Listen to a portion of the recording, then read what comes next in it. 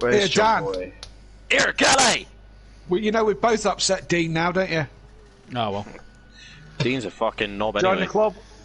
Yeah, we've both upset him now. Both Davises. Don't worry, he's got a race ban for next week. Has he? Yeah. What about Already? Dawn Productions? What's happened to him? 30-second time penalty and 1 penalty point on his licence. 30 seconds, not enough. Damn. I tell you what, he was trailing me 6 seconds all the way through that first race, and I pitted and he didn't, and he ended up. Well, yeah, 30 seconds is a fair penalty, you know, but it didn't pan out that way. No, well, we thought the length of a pit stop in and out with the stop in between, so that's why we went 30 seconds. Well, I think 30 seconds is I've fair. I've told him 3 times. Yeah.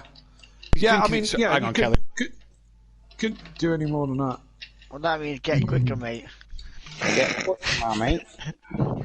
No. Sorry, I'm back. Well done, pal. Well done for your 3rd place as well. Thank you. Yeah, great racing, Kelly. Yeah, Man, but you know I the only watched it. reason I lost it to I've been Dawn keeping that Productions, Thursday. He doesn't right? come in that to you. On up and down On the- stairs. weren't speaking to Dean. Go on. On the second, on the penultimate lap, my Yeah. TV tried to go into rest mode. Oh, See, mate. you're all amateurs. And Dan's How many seen that people go, happen? I need to make sure my buttons are. Turn that It's- shite eco shit off. Well, I don't know how to turn it off. It's like standing on the telly. I do it. You know? I don't have it on. I No, don't. I Fuck got to that. work out how to First thing switch I've it off. done. But It it's just happened coming up once, to then the. it went off. Wasn't it going on you on the 24-hour race, if I remember right? I heard yeah, one of you yeah. swearing at Yeah, but that's- 24-hour race. Yeah, exactly the same thing, Matt. Mine's all set up perfectly. You didn't think of turning it it off for Kelly's that day? What's up now? I I was, didn't know we had it set. I Let's was, have a look. I'm going to check now. I was coming up to the bus stop I'm gonna chicane. check now. Yeah. Coming up to the Bus bus stop stop chicane, and it came up, and I'm screaming at Hayley to press the button, and I was coming up to the chicane with this big black square in the fucking middle of it saying, press any button to continue. Oh, fuck, and I lost Pressing all the 3 buttons on the seconds. controller. I lost What 3 fucking button seconds on to Dom Productions. It's the boss. It's the boss stop. And he overtook me off track, but I was off track as well. So There could be 2 drivers who's missing the first race of next week. right. Okay. So that's Dean. Who's that? Dean's definitely missing one. I thought he was quitting anyway. Ah, well, it's Dean. You don't know what you get. Yeah. But Dean's gone. Right. In terms of race 1, so we'll be able to qualify and race 2. Kieran could be the other one. Right. Don't upset him. 4. That's what I said. He's not they- going to be happy. Basically, Oh, Cam and Dean had come together. This was after Cam had hit Fury, and Yeah. Cam had a lot of damage, and Dean come round, and Cam was struggling to turn the car on that left-hander at the end before the chicane. Why can't I drive the car? Yeah. And he was struggling like fuck, and as Dean come to pass him, they hit each other. And in typical fashion, Right. Dean whinged about it, never saved replay, but I wasn't going to Yeah. penalise Cam. You could clearly see Cam was struggling, like, do you know what I mean? Yeah. Dean then got 100 damage. Kieran then thought, I'll lunge on him in the chicane. Lunges on him, nudges Cam wide, then cuts pretty much half the track to get into the pits, drives straight into the pit wall, then reverses into Dean as Dean's coming into the pits, and it was just like, you're taking the just fucking thought that. piss. Oh And my then God, he's not this in car is any not fucking wanting to any drive. form of speed to try and get forward, is he? The dive As soon bomb as on Cam Dean alone hits him, is he's bad like, enough. I'm just going to stay for a minute now. Yeah, and it's like, Kieran could be getting a race ban. I tell you, the 2 that were the worst for me last night was Stealth Sloth. Yeah. Yeah, and he wiped me out in the first race. He went off track at the top of Eau Rouge, and he went off track, came back on and swiped me as he went on. I didn't even see him coming. He just swiped me coming back onto track, and that's what ruined my race 1. Well, did you and save the Aidan- video? And it's on the stream. It's on the stream. Oh, is it? If there we go then. Yeah, it's clear on the I've stream. watched it. I've watched it twice, and he literally goes off. He goes off wide, and then joins on track really badly, and just twats Callie out the Okay, way. then. Right. Yeah, and as then- an admin, mate, put the time in the section, in the comments, and then we'll look at it, because we'll we put it are... upstairs. Yeah? Well, no, if it's on the that stream, one- we can go back ourselves, Maz. Yeah, I know, Yeah. but if you, if you didn't know about that, we need to... That's you know fine. what I No, that's mean? fine. If he wants it looking at, we can do that. Yeah. That and I mean, I think there was just, I mean, Aidan Bennett as well. Jesus Christ, man! I mean, he must have done 3 more laps than anybody else. The amount of time he moves across the bloody road, you know. Jesus, I've never seen someone move around so much. Do you know what I mean? You've and watched it was me. he come up. I mean, a bit of respect for people, innit? When Fury got up beside me, I could have pushed him off track easily. I could have run him right out of road, but he got his nose down the side of me, so I let him go. Do you know what I mean? Yeah. And that's on stream as well. That's the problem with a lot of the pro drivers. You notice is they don't. If you're, his nose is at the back of me, so fuck it, I'm going to cut it off. Yeah, and that's not right, is it? Do you know what I mean? It's And that's not right. I was trying to overtake Aidan Bennett for about a lap. And every time I moved and put my nose in somewhere, he'd cut across me and cut back again and so on and so forth. And off track, coming back on track. Oh, Jesus Christ. Driving standards were horrendous. Yeah, we let the Pro-Am go to no track limits, and I think that may be looked at after next week, to be fair. Well, I don't think you're going to have the same problems with the problem with Spa is the problem with Spa is there's a lot of corners you can run wide but carry the speed. You've got the long left-hander coming downhill. You've got the last bit. You've got the top of El Rouge over Radion. Yeah. I tell you what, I put my hands up to not, to running wide more than once. Do you know what I mean? But I certainly tried to stay within track limits as much as I possibly could.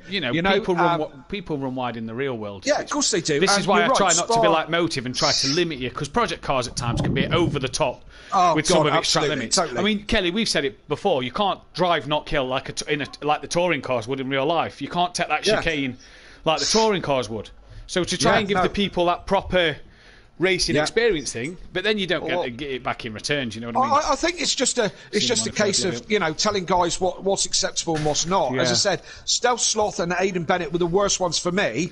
They were the ones that I came across, and I say, they go wide, and then you stick your nose up, and it's like, no, I'm not going to get crashed into again. So no, I know what I mean. Maybe everyone's learnt something after the first one. We'll see. Let's hope so. Let's hope so. Yeah, because no doubt you boys have been looking at shit. Turn one next week. We still are. We've still got one to look at. We're still dealing with this Kieran one, waiting for the last opinion. And then if you get us that time on Stealth Sloth, we'll be able to look at that. So we're still looking. Who was it earlier? I think was it you messaged earlier? I bet you. No, Alfie was one. Anyway, someone had to Pro-Am message me earlier about something to do with footage, and I went, yeah. And the thing is. Oh, someone said what tables were up. I says, well, we're still reviewing your lot's footage. We're nowhere near done on that. And then we've still got tonight, which could lead to footage tomorrow. We could be sat here reviewing footage and tables not come up till Sunday. Normally, last season, some of the tables were being put up Friday night, Saturday sort of thing. But Damn. That Aidan Bennett incident with whoever it was in the Ferrari that I'm in the middle of. That was me trying. I was trying to get past Aidan Bennett. What I was talking about just a minute ago, and then whoever it was, Aid or somebody behind me in the Ferrari, he was all over me, and he comes sending one down that instant he's put up on the Facebook page. I was right in the middle of that, and I saw him coming, and I thought he's never going to stop that, and then he wiped out the other guy. I'm like, brilliant, thank you very much. I couldn't believe it, to be fair. And then he sits there and moans about the one that he moans about Aidan for a one that we kind of have penalised Alfie. Because we got the onboard footage and Alfie was turning towards Aidan.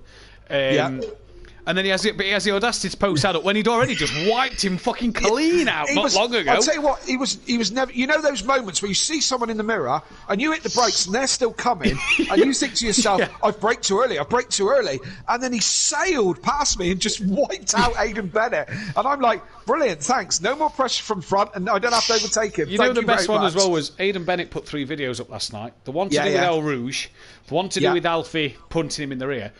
And then one where he sort of passed Alfie round the outside, but then not left him any room at the chicane, and Alfie kind of T-boned him, but it wasn't Alfie's. I thought, why have you posted that one? You've just dropped yourself in the shit with that one. What are you doing? Hey, Matt. Yes, mate. Do you want to hear where Gary finished in the touring cars in the end? Where? 4th? 4th in the championship. Yeah, I thought so, because Andy wasn't there, so I knew he'd get 4th. Fury nearly caught him. He had a good end to season, though. Yeah. I didn't get demoted. Woo! Woo!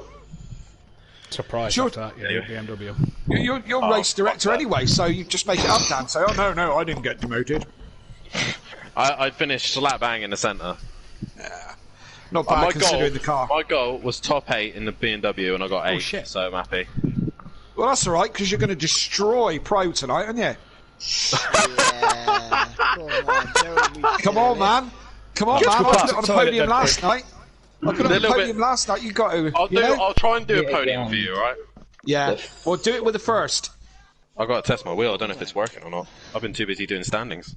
But he. Stop spinning. Oh shit, my arm. Why did I do a workout before this event? Fuck! Oh. What, you mean you had a wank? Yeah. Love it. How did you know? Were you watching? That's a bit weird. Yeah, a little bit. As weird things go, that's right off the scale, Dan. We're not into that shit. What? Oh, well, hopefully we'll have a bit more of the pros. The pros, they're sensible. We'll have more sensible racing tonight. Yeah, Are you peaceful. sure about that? I've got to earn my Whoa, ticket. Fucking whoa. You've got this feeling. Don't let me down, Liam. Don't let me down because I'm working to get my ticket because I want to go to the pro. Do you want to So, give him a I've word got as well? one. Me and Peaceful have had a chat with him already. So I've got an extra ticket We've here if you already want it. pre-warned him. I We've tell not you even what. said out to Monkey because we know he's alright, but Liam... Right. Monkey, we need to have a chat. I'm joking. I've raced you a couple of times. It's all right. I can trust you. Liam, my words of advice are drive really fast and don't fuck it up. Yeah, but so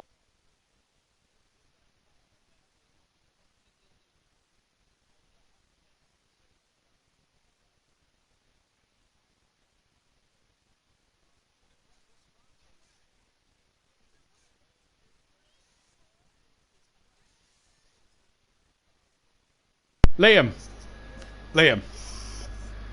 Don't worry, Liam. You'll be all right.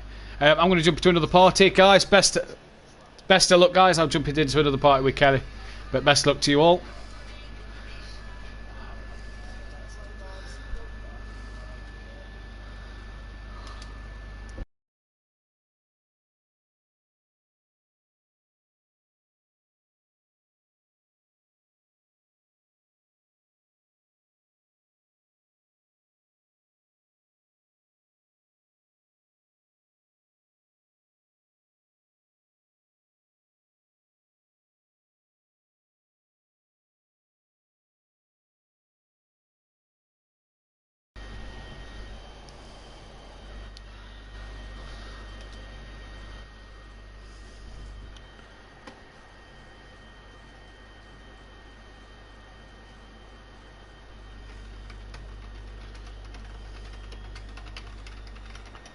Hello.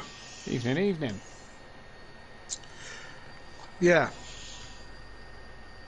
Yeah, you must have been busy today. Oh, it's been a nightmare, mate.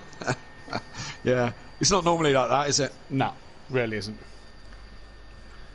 And some of that, I mean, there's me moaning about Stealth Sloth and stuff. He's done loads, hasn't he?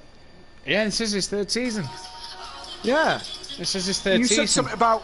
I couldn't hear everything you were saying. I mean, we had the stream running, but obviously I was concentrating. I heard certain things, you know. Yeah, he's been I at heard you Lamborghini. say- He's jumped into Porsche for the first time this season.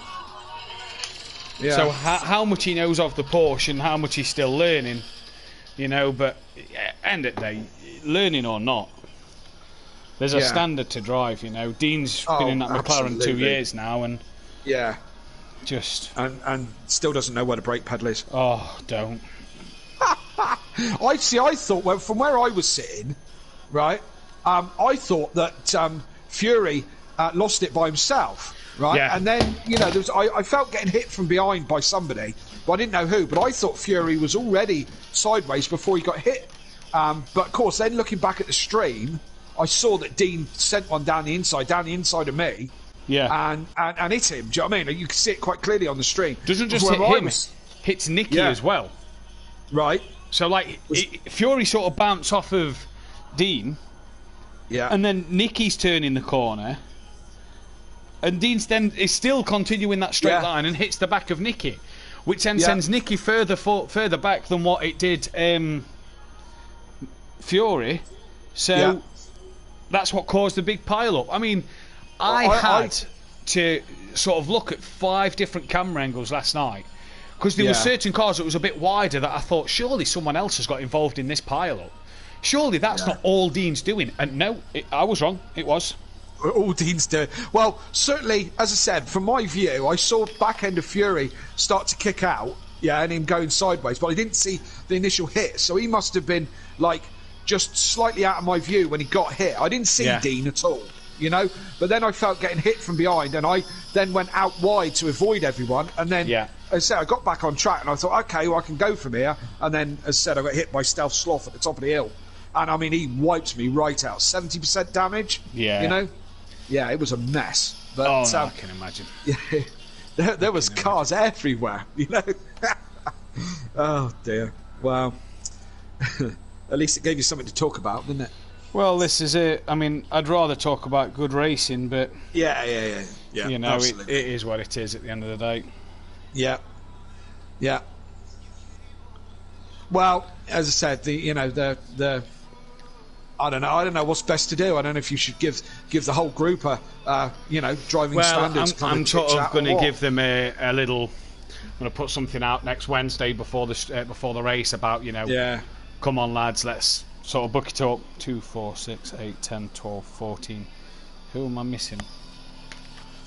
What am I missing from my Toy Story notebook here? What team?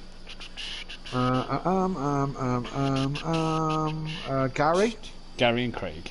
Thank you. Gary and Craig. Yeah, I'm going to put something out next Thursday before the race, but it's just one of them that the whole night was just like there was some good racing at times. Yourself and Don at the end of race 2, some cracking racing, but then at times just. I mean, I thoroughly enjoyed last night actually because I was a bit pissy with Don Productions, and he sounds a bit of a cock when he was in the interview as well. Although the whole world didn't hear it; it was just us. But he sounded like a bit quite.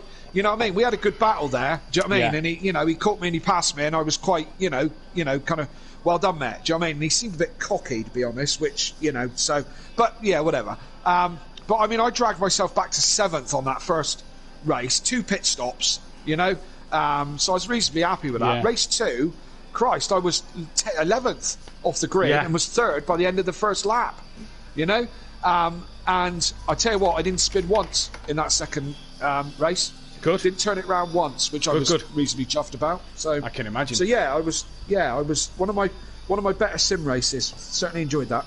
We are Suttyless tonight. He's working the night shift. Oh dear. Who's he teamed up with? Phil, right. Where's Prolapse in the standings from last night? I will tell you in 2 seconds. I'm just sharing the stream out and about. Okay. I don't know where Gary and Craig are, or D Biggs. Not D Biggs is in. It is literally just Gary and Craig we are waiting on, I do believe. Okay. 13 out of 18. Gary Craig will make that 14, 15. Where's Keegs? There's no Keegs yet either. That'll be 17. Yep, Keegs and them 2. Share that there.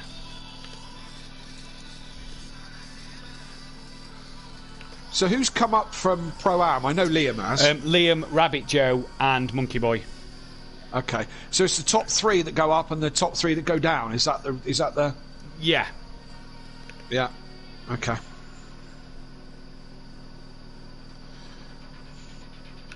Yeah, pretty much we try and keep it like the football, where 3 up, 3 down in most divisions across the world, so that's how we've done it. Right, fair enough.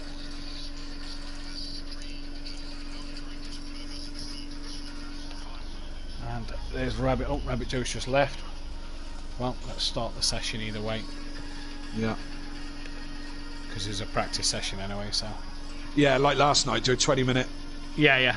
I think that's going to be the way for every race one. It gives them that then are at work and don't get much chance to come on, a chance to get a bit you of do a that setup. every week, are you? Yeah.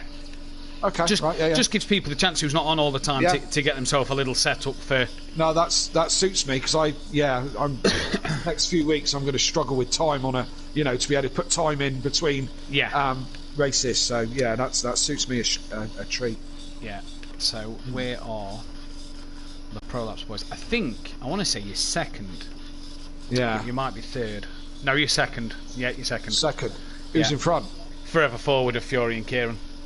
Yeah. Because Fury scored so well, didn't he? Well, he got 52 points. He took the maximum points for the night. Yeah. So. Yeah. Yeah. I mean, you're fourth in the drivers' standings already. Nicky's fifth. Well, Nicky's sixth, effectively, because the two are tied fifth. Well, did Dom come down? Because he was Dom Productions. This is Ariel, isn't it? He's actually called Ariel, isn't it? We've only decided the time penalty just recently. Okay. So I've not actually published it or looked at the times to see whether it comes down or not. So the thing I was annoyed with myself about is he got past me on the, it was the telly thing kind of fucked me up and I lost 2 seconds. Otherwise, I could have held him off. But I also was in front of him in the first race and he didn't pit. So, do you know what I mean? In second place overall, and I'm thinking, shit, that should have been me. But hey, I'll take what I had because it was a good night. But, Yeah, that's it. I mean, if he comes down and loses a few points and you gain any, I mean, that may put you up to third above DJ Phil. So, the top 5 are all the people that got the podiums. Right, we're going to go live. It's round 1. We got a long way to go. Yeah, that's it. We're going to go live. Yeah.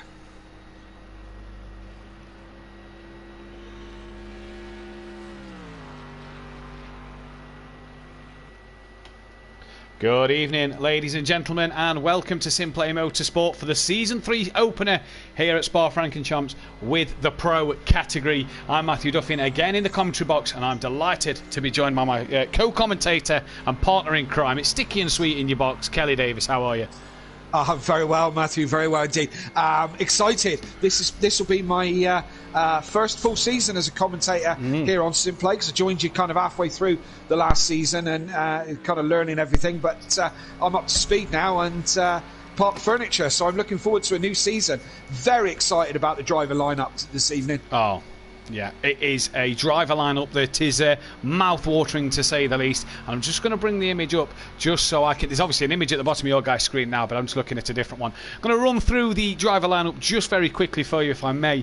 We've got the defending champions, not yet in the session so far, as Jamie Brazier hasn't had an invite. Bear with me 2 seconds then. We're just going to take a quick break while I just try and get them in. I'm going to have to leave the session, so just bear with me for 2 seconds. Why has he not had an invite? Who knows? I wonder if that's why. Still practice, so you should be able to get him in, yeah? Yeah, well, I'll have to leave the session to get him in, but I'll be able to get him in. I wonder if that's where Gary and Craig are.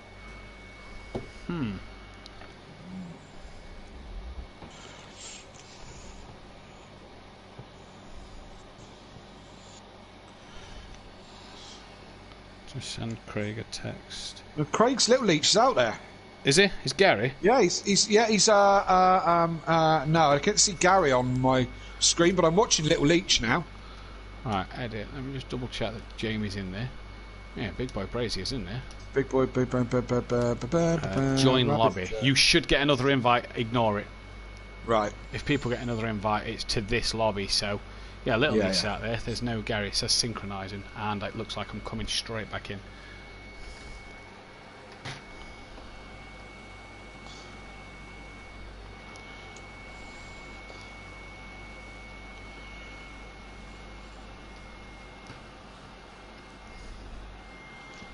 Let me get this loaded in. Ah, damn. I'll tell you what I've done. What's that? I've muted the songs and left us talking so they've been able to hear us all that time. I muted the music and not us. Oh, dear. So everyone... Oh, well, luckily we weren't moaning about anybody then, wasn't yes, it? That is Not that that is we lucky. ever do. Yes. Yeah. Or swearing, because I don't swear. I don't know about you, Matthew, but I don't never swear. I never swear. No, never. Never, ever. So that's fun. Brilliant. Oh, dear. As we're back, so let's go Apologies about that, ladies and gentlemen. Forgot to put the press mute on the wrong bit. But we are back live. Hopefully everybody's invites will have been... One job. Hopefully everybody's invites will have been set. We are expecting 15 guys on the grid tonight. No Sooty Apex as he is working. Just going to look at the comments on the chat saying a few people can still hear us. But that is the case at the moment.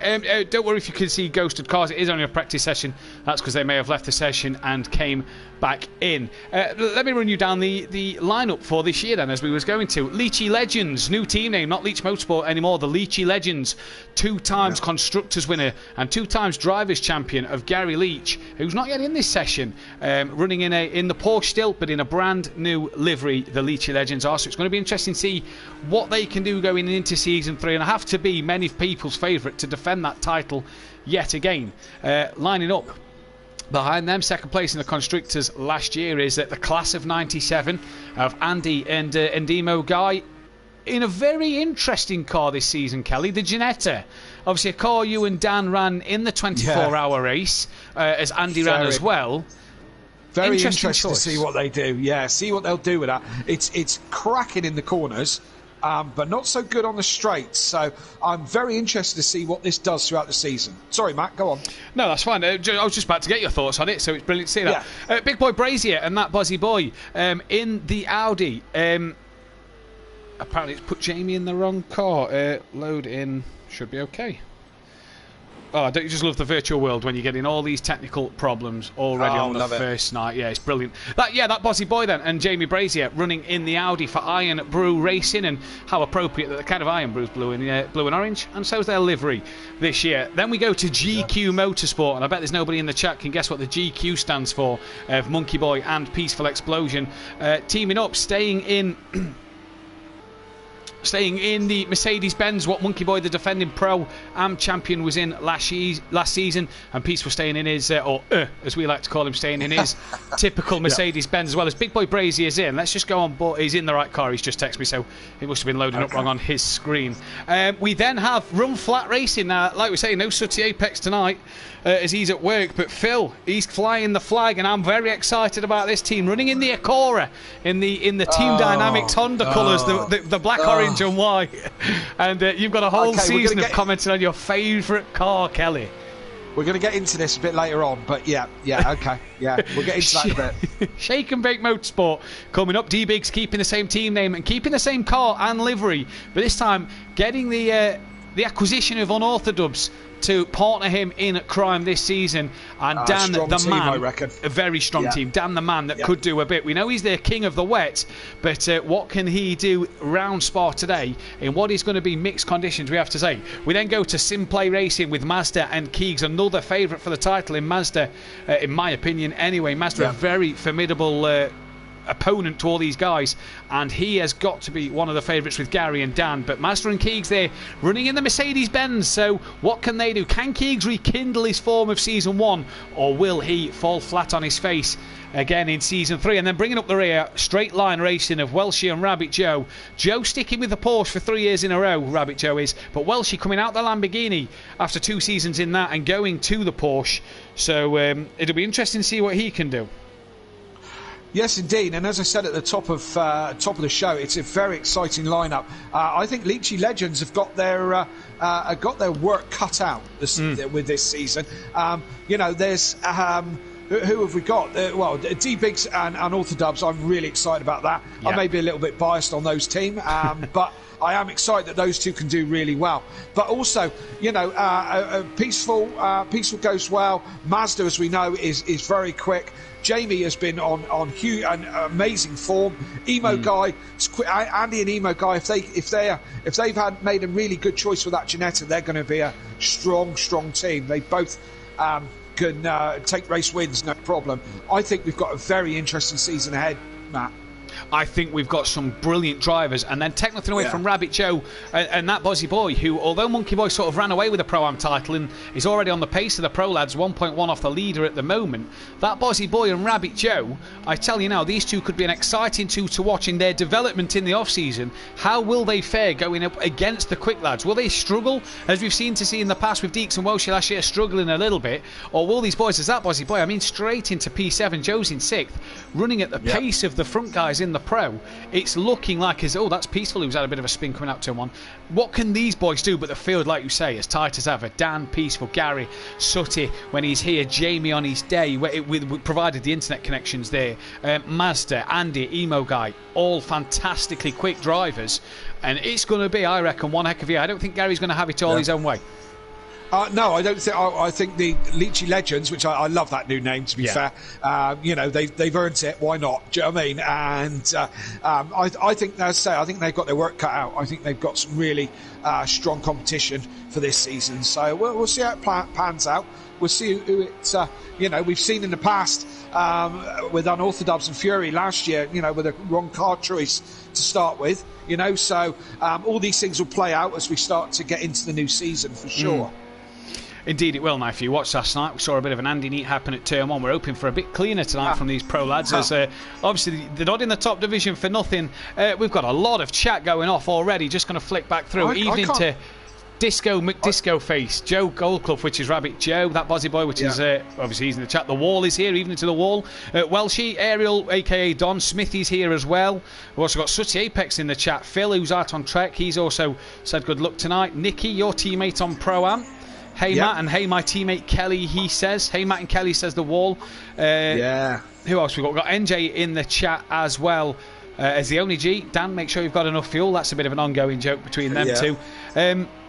Shake and bake, what are they going to do? Shake and bake, Nicky's loving that. Obviously the team pro laps last night. Kelly, how was your proper debut? Not just in a fun event. How was your proper debut? Yeah, proper debut, and I got a new statistic for you now, Matt. I'm no longer every Simplay race on the podium. 75% of my Simplay races up to this point, I've been on the podium. You're on the podium every night you've raced, though? Every night? 100% on the night you've turned up? Every night I've raced. Every meeting I've been to, I've been on the podium. Just for the viewers out there, just to clarify that's now 3.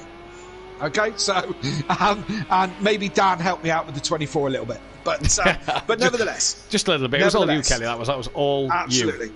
But no, I'm loving Pro-Am. We had a bit of a poor showing last night, let's say, as a collective, and some driving stand. Liam, I think he's hit that imaginary wall there. That seemed a bit funny. Yeah. And say we had a little bit of a poor showing last night as a collective, but I'm sure that will get better and better with some sorting out. If you didn't have an opportunity, go back and watch it. Of course, not now, but go back and watch it. It does make for some interesting watching. That's for certain. Sure, certainly the first lap of race 1, so it's well worth a watch. Did you know you had a fan last night? No, I was too busy driving. I overheard some of the stream, and I watched some of it back. But Gary's biggest fan was cheering you on last night, and she's here now saying hi, Kelly, in the chat. As Gary's not yet turned up, Beth cheering you on. That's and absolutely. And thank you for your support, Beth. She's got her KLF 900 T-shirt on a Wednesday night from now on. So thank you very much. I say Gary's not turned up yet, so I must be number one. My Dan's in there. This is true. True. Do you want to give you a few appearance marks? We're coming up to some people's 50th appearance. Guys in the pro category, Little Leach, Peaceful Explosion, and Welshie are all approaching the 50 appearance mark. Tonight we'll mark 43 and 44 for them guys, if they can get on it. And as well, just a few lap records that we had done the other day. Spa qualifying record was Season 1, Round 1 by Mazda in the Season 1, Race 1, by Mazda in the BMW. So Race 1 of the night was a 2-minute 19.1. Now, bearing in mind, Season 1, the drivers could only play with the downforce. They couldn't play with any setup other than downforce. Now they obviously get the full setup, so what can they do now? The race pace was as well by Mazda in the same race with a 2-minute 20.6. Pro-Am, Jamie Brazier still holds the record from Season 1, Race 1 of 2 minute 20 dead in qualifying, but Fury actually broke the qualifying lap the race lap record of a 2 minute 22, 2 minute 24.6 was the record by Welshie. Fury now holds that record of a 2 minute 22.0 race pace, so he's still last night. So he's still 2 seconds off of Mazda's best time from Season 1, and these guys being the pro boys, we're expecting maybe even quicker. Absolutely. I mean, Fury was flying last night. Obviously, he was demoted out of pro. Probably just Fury was probably the victim of or he was the victim of a poor season. He started off in the Ferrari and then ended up in a Porsche. Neither car suited him really. He was flying last night, and shame not to see him tonight and be able to commentate. Nice to drive with him. As he passed me at a rate of knots last night.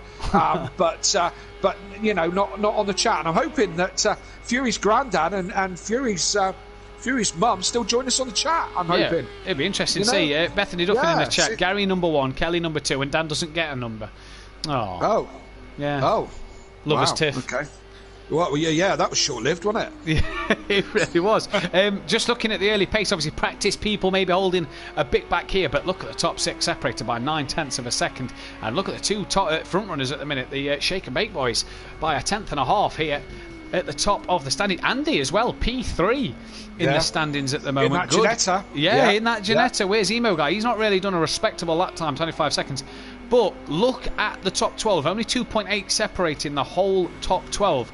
That is not bad going, and I do believe there's more pace out there for these boys than what they are showing. Maybe just holding a little bit back with it being a practice session and not going full guns at the moment. Don't want to show your hand too early. Absolutely, and I don't know if you've already, I can't think that you've already mentioned it, but this is a practice session, as you said. And this is a new feature for this year, am I right in saying? It is. There was an initial 20-minute practice session at the beginning of each meeting, yes? It is. So it's an initial 20-minute practice session just for drivers to get final tweaks done to their setups. Instead of them having to do it in the qualifying part itself, they can jump on, quick 20-minute tweak of the setup, and then into a shorter qualifying for qualifying one of 10 minutes. And then we've got the half an hour. Oh, as Welchie there having a big spin at the top of Radion. Then we go into the half. It is. It's such a. You've got to get it right, El Rouge into Radion, otherwise you can lose it like Welsh has. We go into then the half an hour. Oh, is his teammate there? He's his teammate. He's held it. He's held it. Good boy. Well done. Then we go into the half an hour race format, obviously converted into laps, which it works out round spies about 14 laps, with a mandatory pit stop, which will be lap 3 again. And obviously, if you pit before the mandatory stop, you have to pit again afterwards. Otherwise, the stewards will investigate, and you will probably more than likely get yourself a big slap on the wrist and a penalty, as we see Phil improving, but no quicker for Phil down in P11 at the moment. That car looks nice, doesn't it, Kelly? Okay, right, right. We need to address this. Just for you, before you start, Fury's granddad. Just for you, Kelly. I'm here. Excellent. Nice to see you, Tony. My chat seems to be very slow for some reason. I have to keep refreshing it. So excuse me if I don't mention something that you guys have said. For some reason, my tablet is playing up. I don't know why, but we'll sort that out. Ladies and gentlemen, this is season. What's this? Season 4? 3. Season 3. Season 3 here at Simplay, and as I say, my full season. First full season this is going to be as a commentator and a driver, and ladies and gentlemen, I've identified that Matt Duffin has a little bit of a problem, and that we need to address this problem over the next few months, and I'm looking for your help really. I'm going to set up the Matthew Duffin appeal to try and help Matthew to ditch this nasty little addiction that he's got, and this addiction is Honda. It's really turning into something quite odd now, and something really quite sickening. You know, even this car that we have on track here, this Acura thing, you know, he's kind of hell bent that this is a good car. And I mean, look at it. I mean, just look at it. It's awful. You know, it drives awful. It looks awful. You know, I've said it before. Hondas in general, fantastic. Honda as a company, brilliant. Make fantastic lawnmowers, even better generators. Real pioneers in that kind of thing. But really, on the other hand, Honda Jazz, Honda Accord, you know, come on, ladies and gentlemen. We need to help Matthew Duffin with his addiction. And that's something I'm going to champion all this season. The Matthew Duffin appeal. Brilliant. Gary's in. Donate now. Gary's in. Yay! He's in the session. And look who's That's me, 1.5 number 2, then. seconds quicker. Oh, he was Andy. Andy. Wow. That, in the Ginetta. that is a turn up for the books. Oh, yes. Yes, That Emo is- guy's out in the other one. He is out in the other one, P13 at the minute, but Andy's got some great pace at the moment. You know who's going to be spitting bricks right now. That Andy's gone a second and a half quicker, don't you? Dan, and that's going to be Dan unorthodox because he was Sooty umming and ahhing. I think Sooty may be doing the same because it was either the Acora or the Ginetta for Sooty, and he went to Cora. Yeah. Yeah, they're both going to be absolutely spitting bricks if that thing's as quick as that. You know, it's going to be an interesting one to keep an eye on Andy's progression throughout, like the race and other bits. 16 people watching, guys, hit that like button, subscribe if you are new. Please get your comments in. Feel free to get your words in, your opinions in. Let's get your opinions in for who's going to take the first pole position of the Pro. New graphic on my laptop to the right of me now shows me the poles and the average the average qualifying position for the drivers throughout the course of this season. So get your predictions in for pole for race 1 here, as Andy looking quick already in the practice session, which has only got 10 seconds left. So the drivers coming up towards the chicane now are probably on their last lap. Where is Gary, says Smithy? Well, he's in now. Bethany Ann Duffin, good luck with that, Kelly. I've been trying for 5 years.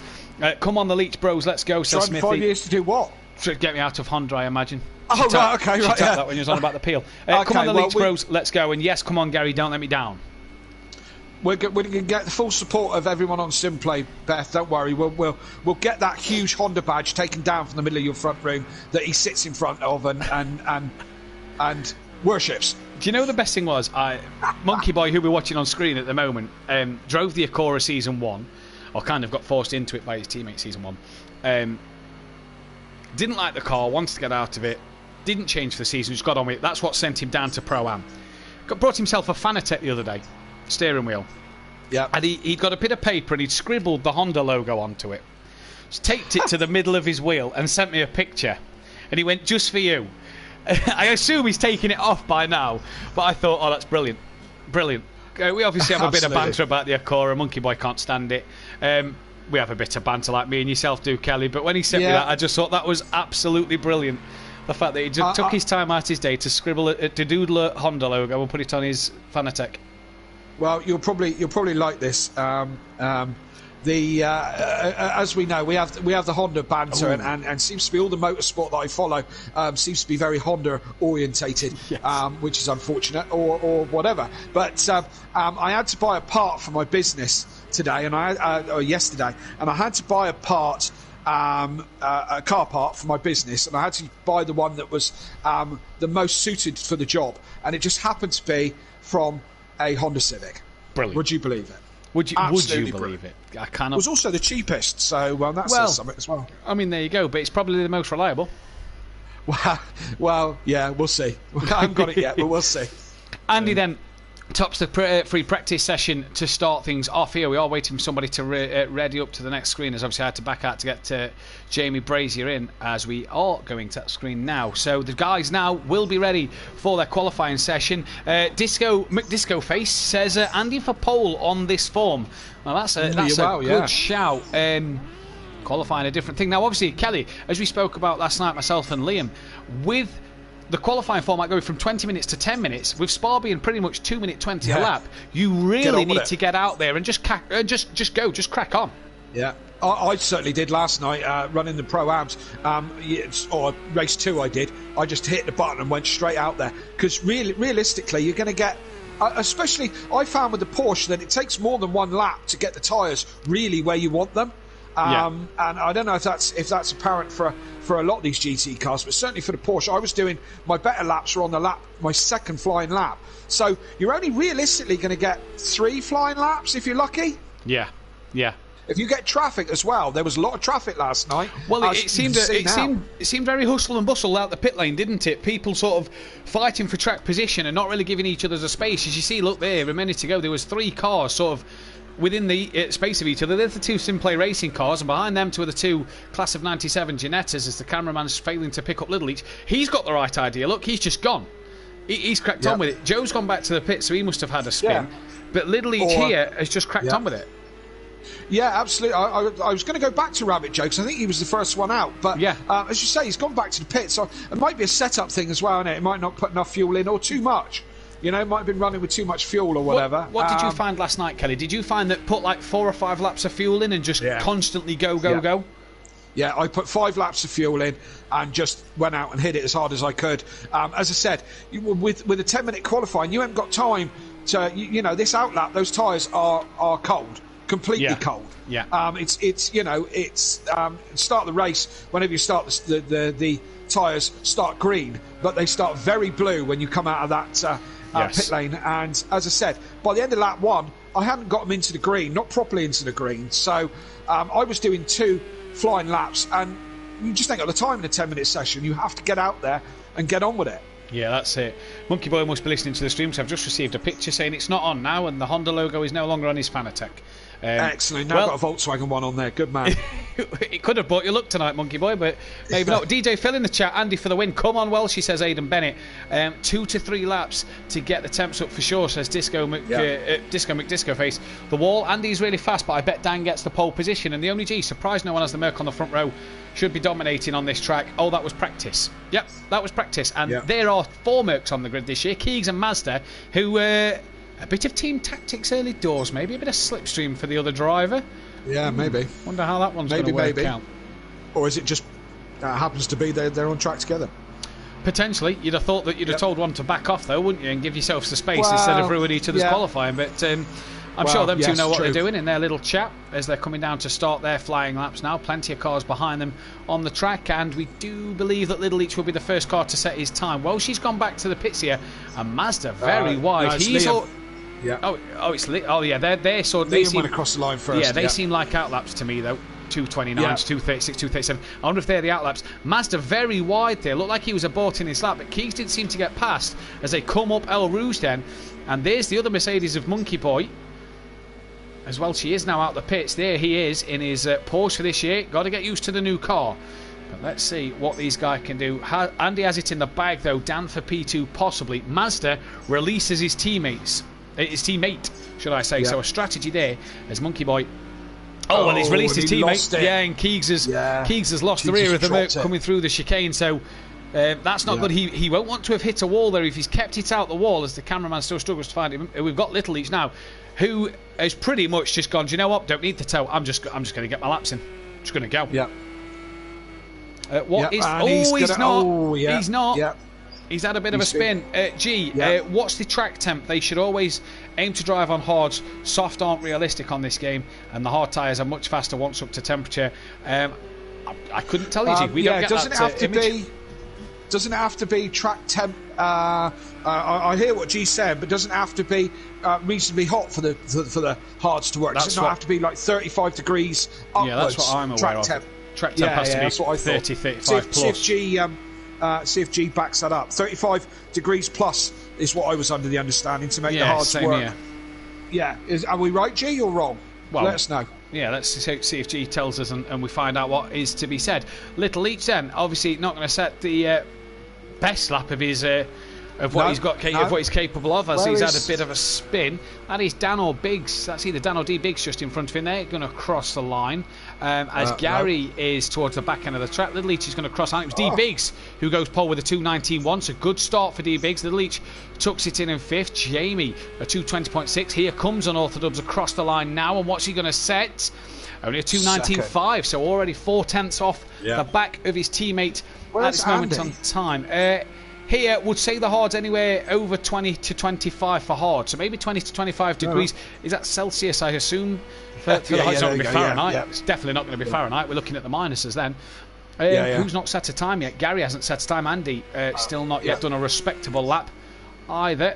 There's Welshie. He's just gone at P14. For some reason the cameraman's picking him up there. Andy's crossed the line P12, so improving a little bit. Oh, as he's lost the rear of the car. Gary up to P4 with a 220.6. Peaceful explosion, or as we like to call him, with a 219.5. So getting a good lap in early doors. That Buzzy Boy, Andy and Gary all in the pits, and that's Welshie, who's had a big spin at the top of Radion again. I don't know why, but it keeps jumping onto Welshie. Yeah, and that I didn't change that. That just changed itself. The cameraman seems to just be glitching out a little bit here. Yeah, I didn't change that at all. That went straight to Welshie, and then back. Oh! Well, bizarre. Oh, that's peaceful. Yeah, that's peaceful. And he's going to have to get that back into the pits and get that out as quick as possible if he wants to get another lap in. D Biggs as well is in the pits. Phil's got a bumper that's dancing around there as the cameraman again. He's looking to find Welshie. Somebody else. There's not Keys. Not that we don't like you, Welshie. We love you to bits. No, we love Welshie to bits, yeah. But... Yeah, I was going to try and go on board with someone, and Andy's just started a lap by looks. I want to go... no, that's already too late. You keep talking, Matt. I'll find somebody. Keep talking. Okay. And somebody will be who's just starting a lap. Jamie's near the end of his lap. Big boy Brazier. He's coming around towards the chicane. Where's Joe? There he is. Right. Okay. I'll let you talk us through. Let's see if he goes for another one. But we'll use Jamie coming into the last chicane. There you go. And where bus stops changed loads over the year. I love this track. Spa, I think it's fantastic. That bus stop chicane was better in the old days, though. So here we go, turn 1. Hit the brakes on that darkened patch. I go down to second gear, hug the wall, and don't spin it on the way out on the exit. Really easy to light the rear tyres up. Now you want to be flat scat all the way down here, down through the box. Absolutely nailing it right down the hill. Tuck into the left-hand side. Drag it round to the right, stay in track limits through Eau Rouge here, up over the top, keep it in track limits, which Jamie did. So the best speed you can get up over the top of the hill, you carry it all the way down this long straight. This is where Mika Hakkinen and Schumacher did that famous overtake. Mika Hakkinen on Schumacher as they come into it. Hit the brakes now, down to third gear. Through this tricky section, easy to lose the back end. Round here, just come off the throttle a little bit, nail it as you get halfway through the corner. Try not to run wide. Come down the hill, hit the brakes now, down to second gear. Tuck the apex, try to hold it on the apex all the way down. Quick spurt down to the corner with no name. That's never had a name. Apparently, try not to run wide again. This is one of the worst corners on the track as we come down the hill. Try to brake where you dare. You need a little bit of brake, maybe down the gear, but try and keep it in track limits. Really easy to do that, and wider out onto the tarmac. This is my favourite section coming up here now. These kind of S section through here. Down a couple of gears, third gear. Run through this corner, drop down another gear, hug the apex, don't run wide, there's gravel out there, as Jamie nearly found. Again, down to second gear, hug the apex, now nail it. You're going to be flat scat all the way to the bus stop chicane. Flat scat through here, try and hold on to it as the car run wide and goes up over the curb. Pull it back over to the right-hand side as you've got two left-handers. One is tighter than the other. First one's a breeze. Absolutely flat scat, no problem at all. Bring the car over to the right hand side, pull it right into the left, try and hug that apex and not run out wide over the curb. Come up to the bus stop chicane, brake as late as you dare, but not too much so you go over it. And second or first gear if you dare, hug the apex to the right, hug the apex to the left. Try not to lose it on acceleration, but get on the power as fast as you possibly can to get a lap in and over the line of Spa. And he stays P4 with that lap time. Looked a pretty good lap from Jamie as well, but it stays P4. All in limits, wasn't it? Yeah, it looked all great. A few times you ran a little bit wide, but looked brilliant. As qualifying is over, so Jamie will be the last man to finish his qualifying lap. Now looking at the grid, Welshie done, Rabbit Joe done, Keegs done, That Bozzy Boy done, Phil done, Emo Guy done, Gary done, D Biggs done as well. So already we're seeing drivers finishing their qualifying. They're qualifying and just starting to maybe get a grip for where they are. As Unorthodox as well has gone into the pit, so he's not going to get pole position. Done. So there's not many drivers. Peaceful, Mazda, Big Boy Brazier and Andy all out there on laps at the moment. I do believe they're all still on laps. Mazda certainly is. Jamie will be the last one to cross the line, so we'll keep our eyes out for that one then. Peaceful currently on the front row of the grid at the moment. Mazda a bit further down than I was expecting him to be. But I tell you what, Porsche, Mercedes, Porsche, Audi, Mercedes, Porsche, Acura P7, oi oi. Hey? We can do it, people. Oh, Jamie's pitted. So he's not going to get pole position either. So Andy now then will be the first man to finish his lap. And he's 7.5 seconds off the time. So we're not seeing his practice pace at the moment. What's he going to do in this Ginetta? Is he's going to come across the line any second now? What time's he going to set? And it's only good enough. It is. It's good enough for pole at the depth by a 1/10 of a second. What can Mazda or Peaceful Explosion do from here then? I imagine Peaceful on track next. Is it? There's. Where is Peaceful? Yeah, he's at the chicane. So Peaceful and then Mazda to finish his lap. Now, what's Peaceful going to do? Mazda down now to P11. Peaceful off the front row of the grid. And can he get back on the front row? No, he improves but misses out. What can Mazda do then? 2.8 he's got to find. And he's flying round towards the bus stop chicane. Flat gap from here, as Kelly said. And around he comes now. People's favourite for this championship this year. Into the chicane. Nicely done, not too deep. Make sure you don't get too greedy on the throttle on the exit. It's lovely exit from Mazda. What is it going to be? Is it going to be pole position? No, it's only sixth. So Andy in the Ginetta. Wow. I tell you what, for all those people who've ummed and ahed, all you pro guys, if you're listening to us, if all you've ummed and ahed about what car to drive, one word, Ginetta. Yeah, indeed. Indeed. That has been fantastic start for him in that car. Let's see how we go on throughout the season, but certainly I didn't think it was going to be up the front tonight, not on pole. No, I don't think I did neither. I don't think I expected it to be pole, but it is. And what a job that is for him at the moment. D Biggs getting second place, Peaceful third on Orthodubs, got P4. Phil in the Acura managed to get a top 10, so not a bad start for Phil. Monkey Boy in 7th place, Gary 8th as well, so the defending champion got a bit of work to do early doors in this one. Big Boy Brazier 5th in the end. What can he do? But we've got Ginetta, Porsche, Mercedes, Porsche, Audi, Mercedes, Porsche, Acura. Ginetta to round out the top 10. It's already a bit of a jumbled grid as we're going along in this first race. Good start to the season. Yes, indeed. Yes, I mean, look at the lineup here. You know, I mean, Gary, defending champion, down in 8th, Mazda in 6th, Jamie in 5th, Dan in 4th. Where's Emo Guy? 10th. You know, so a lot of quick guys here. So it's but Andy's in the pound seats in pole position in that Ginetta. Let's see if he can make it work over a race distance. 22 people watching, 15 likes, guys.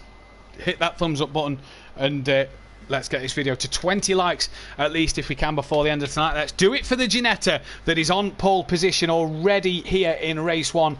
Andy stating his intent at the word go. Now, bit of a fact for you. Welshie, over season 2 and season 1, round 1 of both seasons, hasn't taken part. Season 1 he dropped the pad and it disconnected him. Season 2 he got kicked. It looks like Welshie's made the first round of the season, so that's the biggest round of applause for today. But the lights are coming on. We're about to go green for the Pro Series. We're green here. What a start. The Mercedes of Peaceful hasn't even moved and Jamie's already jumped him. Andy has got jumped off the start by D Biggs. Dan's looking to get a good start as well. Round the outside goes D Biggs. Andy looking to hold it here. Peaceful did not get off the line. One of the Leachy Legends cars has had a spin. That was Gary in the background who's a bit sideways. He's managed to keep it going. Emo Guy already down to 15th place. And here we go then. D Biggs and Andy looking to go side by side. No, Andy tucks in at El Rouge already. Absolutely, and certainly a much better start than we had last night. Mostly through clean, little bit of a spin at the back. Peaceful! It's all starting here. Peaceful's gone. Is he going to collect some others? Oh, yes, he is. Wow. Oh, he's collected quite a few as well by the looks of it. There's an Audi in that. There's there's an Audi bonnet flying everywhere. I think the Leachy Legends got caught up in that one as well. So not the start for the defending champions that they'd have wanted here, Kelly. And Peaceful losing it at the top of Radion. What a shame. And look who's in front. While we were looking at the back, Dan had gone 3rd to 1st. I don't know how he done that, but he done it out of our view because we were watching the thing. But it's the two teammates out in front. Shake and Bake Motorsport, Dan and D Biggs. They were rivals last year. They're very much a team now. But Andy's still in there, isn't he? And he's looking down the side of D Biggs. Moves to one side, moves to the other, trying to get on with it. So great start there for those guys. It is a great start. The Shake and Bake Motorsport Porsches looking lovely at the moment, not like the Leachy Legends who are down the back of the pack. And Andy looking a bit racy here. You see him just start to lose a bit of space on the quicker sections of this circuit, but through the corners, Andy looks really quick at the moment. Mazda not too far back, and there's Keegs in the rear. Keegs in the background had a bit of a spin, promoting the Acura to P6. Not that I'm biased, but go on the Acura, as well. The Dubs is really now starting to stretch his legs out front. D-Big seems to be holding up Andy. Now watch the Ginetta here. This is where it's going to lose a bit of ground to the cars in front, you'd imagine. Slipstream, though, maybe like no, it doesn't look like it. You'd expect it to, but the Slipstream doing it the world of good at the minute. Mazda there. Oh, D-Biggs is very, very wide. So was Mazda in the background. And onto the track he comes. Andy's going to look up the inside at the bus stop chicane. Can't get it done. But no, the Ginetta didn't seem to lose that much ground there. Oh, there's Jamie and Mazda. Just a little further back, side by side, still side by side on the exit, just lean on each other ever so slightly. And the Audi looking to get up into P4. Mazda's going to have the inside line, though, going into turn 1. And that Mercedes grunt should pull it down the straight and manage to keep it away from the Audi. And Mazda then goes into the lead. Emo Guy into the pits. He does have to pit again then, as per the rules state. Emo Guy will have to pit again as from lap 3. Just looking and I'll tell you who's had a flyer is Welshie. Yeah, 7th right brilliant now. Start, absolutely brilliant start. Yeah. Defending champ in the pit, so he's going to have to pit twice again. No rear spoiler on that. That's going to be huge damage for the defending champ here in the Porsche. We imagine that Bozzy Boy and Peaceful's got a lot of damage as well. But Welshie, you're right. Great stop as Emo Guy is go. And here goes Jamie then, looking around the outside of Mazda. Will he have that one done? He has, you know. Yeah, good little move. Yeah, good move. Good move indeed. Yeah, fantastic job there from Big Boy Brazier. Mazda a bit sore from being on the bike. He says he's been cycling a bit this week, so he says he feels a bit sore today. But I'm sure that's no excuse. I'm sure he's going to try and give it his all. Obviously, with 15 guys on the grid, it means the top 7 can't qualify for race 2 in the second races. Andy is very, very wide on the grass there as well. That is really wide. Now, what can Jamie do from this position? We say about Walsh having a good start. Phil as well in the Acura, still P6. Yeah, absolutely, yeah. Still there after all the melee. Absolutely. So, I think this is going to be an ongoing one, this Mazda and Jamie battle here for 4th and 5th. I think this one's going to run and run and run. Andy just trying to squeeze, but I think Andy's wringing the neck of that Ginetta, to be fair. It certainly looked like it the last time we were on board, but he's staying in touch with the Porsches.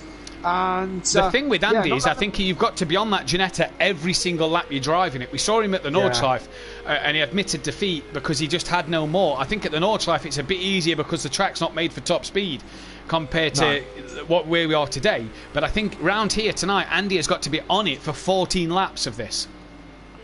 Yeah, absolutely. And I mean, I drove the 24 in the Ginetta and shared with Dan.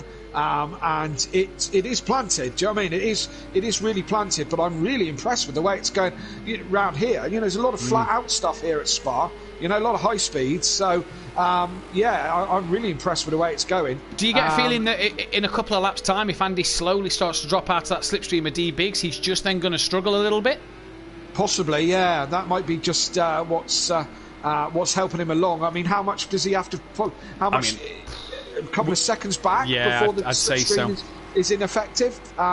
He's certainly staying in touch with these two at the moment as we go into lap 3. Let's see how it goes on. Mazda just dropped off the back of a bit of Jamie at the moment. Jamie going very wide there. Yeah, indeed. It's so easy to do, and we certainly encourage everyone to try and stay within track limits as much as possible, but really tricky to keep it in track limits every single lap.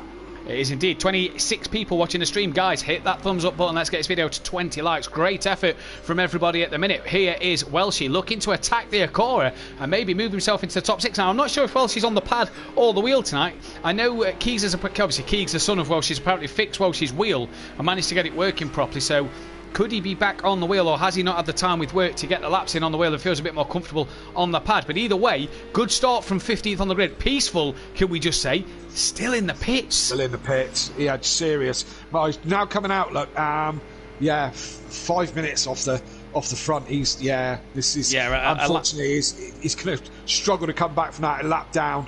Unfortunate. Yeah. Not the start to Peaceful season, but we said how good a qualifying he had. And you know what happens when we praise Peaceful? Yeah, absolutely. We've got to stop doing that. This is why we call him. Gary Smithy says Gary will be looking at race 2 already, without a doubt, I'd imagine. Here goes Monkey Boy looking at the, not Gary, but at the Leachy Legends teammate of Little Leach. Disco Face. Only the fuel starts to go down. I think Andy will come back at them. The pace is there, was without the slipstream in the quali and practice. So Disco seeming to think that Andy could come back at them later in this race, but at the moment that isn't to be the case. Monkey Boy here though, at the moment, what has happened to Welsh? He's dropped down to P9, I'm noting on the screen. So as Welsh, he dropped it somewhere because he's behind that Monkey Boy battle. Yeah, he's got damage to the front of that car. Pit window is open this lap, so these guys can pit. Andy's still keeping them honest, look. I mean, he's keeping them very honest. You know, when you've got Mazda and Big Boy Brazier behind, and they're no slouches, and these three are just pulling away from the other guys there. So, the Ginetta, what you know, where's it been? Yeah, is this the way that? Is this the way that people should have been going? If that's the case, Phil and Sutty could be on for a cracking season, as the cameraman still wants to pan to Welshie. Welshie is the first one then to do legal pit stop within the pit window at the end of lap 3, as it goes back to Welshie again. And there is. So it's Dan from Biggs, Andy in the Ginetta. Great start for him. Then behind them is Mazda and Big Boy Brazier. And Welshie's pitted, so he can take that. We presuming he's pitted. He's forced to pit because of his damage, but he can take that as his mandatory now, can't he? So within his pit window. Lap 3. So lap 3, the pit window opened when you started lap 3. So they're in. Keegs is in at the end of lap 3 as well. So did he have a bit of damage? And with him down to 12th, we saw him have a bit of a spin. Has Keegsan just dealt with the damage until the pit window? Maybe he'd been able to get it going. Gary has moved above them too, but obviously will need to come into the pits again later in this race. But here then, good little battle between 4th and 5th. Here's a good battle for 7th and 8th at the moment. And I tell you who's having a bit of a quiet race in P6, Phil. He's not near the back of Mazda, which we expect in the Acura. It's not got the same speed as what the Mercedes has, but it's doing a good job at the moment. He's managing to keep him, with the two behind him battling, he's managing to keep that gap. It's doing a solid job. Phil's doing a solid job with that Acura. You know, poor guy's got to work with what he's chosen, hasn't he? You know. Well, the thing is I've said this for the last 2 seasons about Phil, is he seems to have been one of the most unluckiest drivers. Every time there's been an incident, Phil's been caught up in that incident. He looks like he's got away with this one tonight, and he's managed to get through the drama that happened at the start, and this is his reward for it at the moment. Let's hope so. Let's hope that he has a better season. Let's hope that him and have a better season this year. Yeah, well, as you can see, hasn't got off to the season flyer he'd have wanted to. Well, no. We need to. We may have to adopt for the whole season, because it turned into a bit of a running joke for last season. But we don't want to see that bad luck coming back for. So we see Monkey Boy all over the back of Little Leach. Little Leach, and Porsche must have been absolutely banging out spare parts like you wouldn't believe as Little Leach goes into the pits, which makes sense. There was a lot of damaged Porsches last night, including my own. So Porsche parts must have been really popular this week. Yeah, and they're going to be popular again with Gary having a smashed up Porsche, and Welch had a bit of a damaged Porsche. Little Leach has now, as Phil has gone into the pits as well as Little Leach. The cameraman just still wants to pick up Welch at the top of Radion for some reason, not quite sure why. Andy then, he's 8 tenths behind D Biggs now. Biggs has started to gain a bit more on the back of Dan. Pressure makes prizes, Andy. Keep them Porsches looking back. I just get the feeling that Andy's a bit further back than he has been over the last couple of laps, as that Bozzy Boy is into the pits as well. Not the start to his pro debut that he'd have wanted. No, indeed. And who is Disco Face? Is he someone we know as new? Somebody else on the... He messaged the page this morning saying he had an interest in racing, so we're trying to find him a spot. Right, okay. He's not someone we know in a different... no, he says he knows Andy and Emo guy, so... Okay, cool. I don't know if he was, you're going to tell me that he was such and such who normally races somewhere else. But that's fine. Welcome along, Disco Face. We love that name. I like a good disco myself. What did you say Sooty was doing this evening? He's at work apparently, but he's commenting on the stream more than he is working. Yeah. Another Sooty's kind of work. Yeah.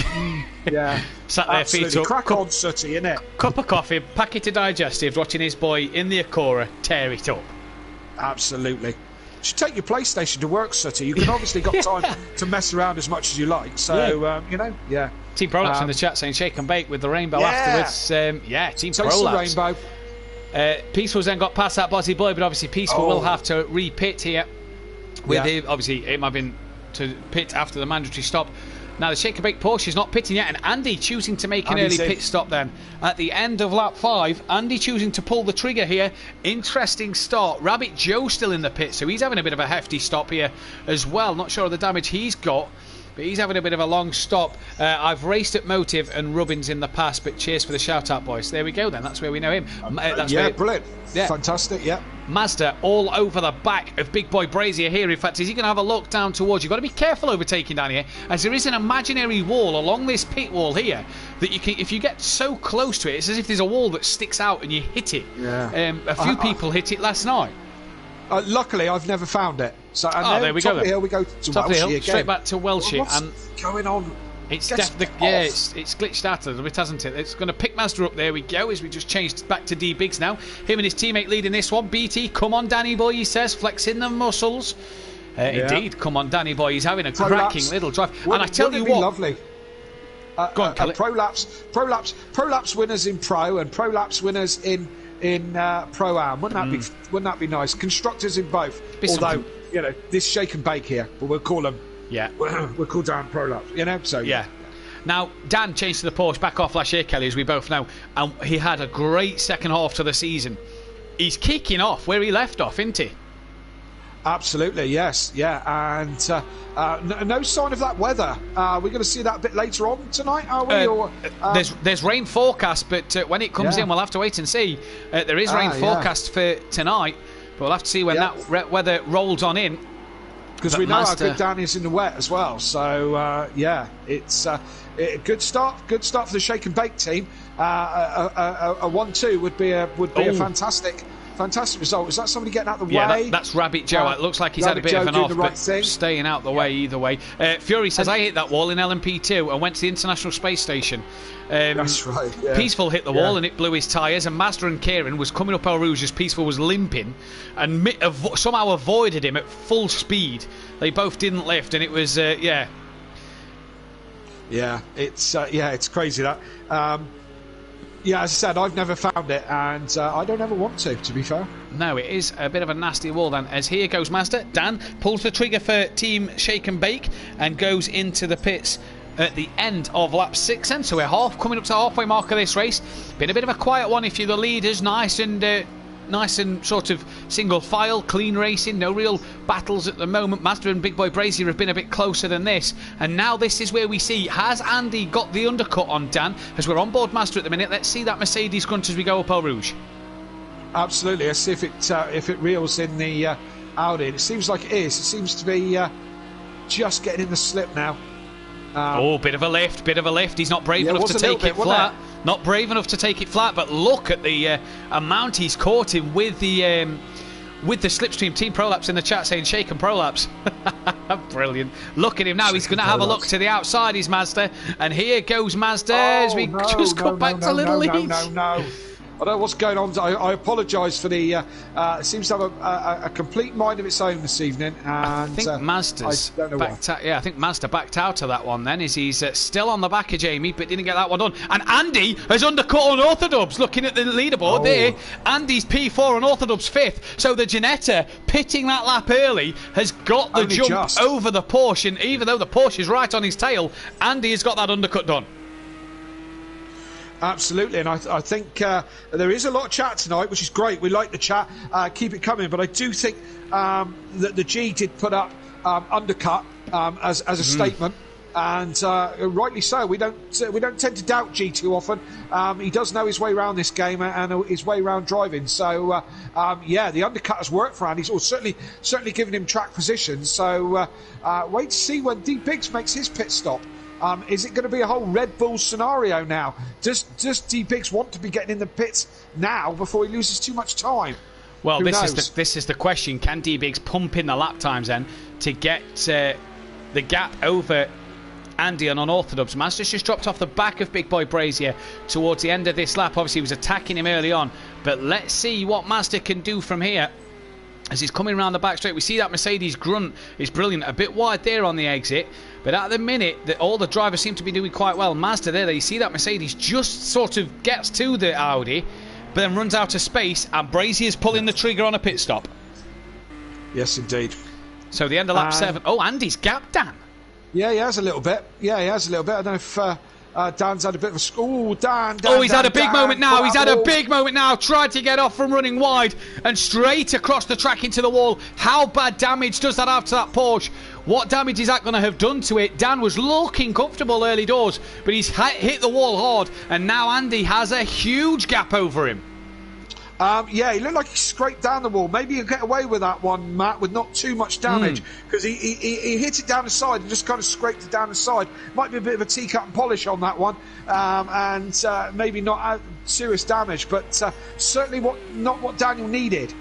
It isn't what Daniel needed at all, and D Biggs then, may get the jump on Dan and come back out P2 where he was before the round of pit stops, as we cut back to Welsh yet again. For some... Oh, yes, so we do, for some unknown, bizarre reason, we cut back to Welsh then. Reason, yeah. Who is left to pit? Emo Guy's got to come back in. He pitted before the pit window, so has Peaceful. So has Gary, and we're also waiting for Mazda to pit. Mazda and Monkey Boy. They're the only two left to pit that haven't pitted at all yet, Mazda and Monkey Boy then. And we'll wait and see when they come in. But now Mazda will be looking to get that overcut on Big Boy Brazier. And Andy here has already undercut one Porsche and has gapped it. Excuse me, now that Gary, as I say that, Gary is into the pits at the end of lap 7. As we're on the that was Rabbit Joe getting out of the way again, wasn't it? Getting out of the way of someone else. Nicely done. As I said, doing the right thing. Pro-Am boys, pay attention.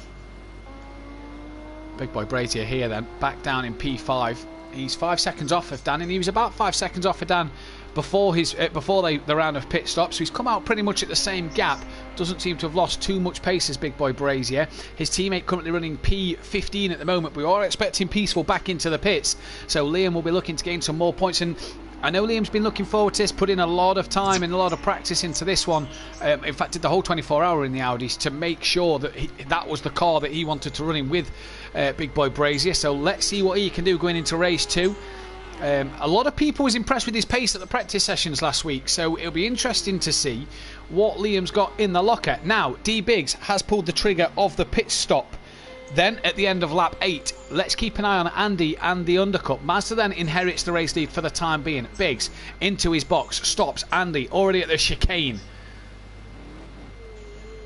Gets that one done nicely. Here comes Dan into the chicane as well. Andy away. It's easy to lose the rear of the car out of that chicane, just getting too greedy on the throttle too early.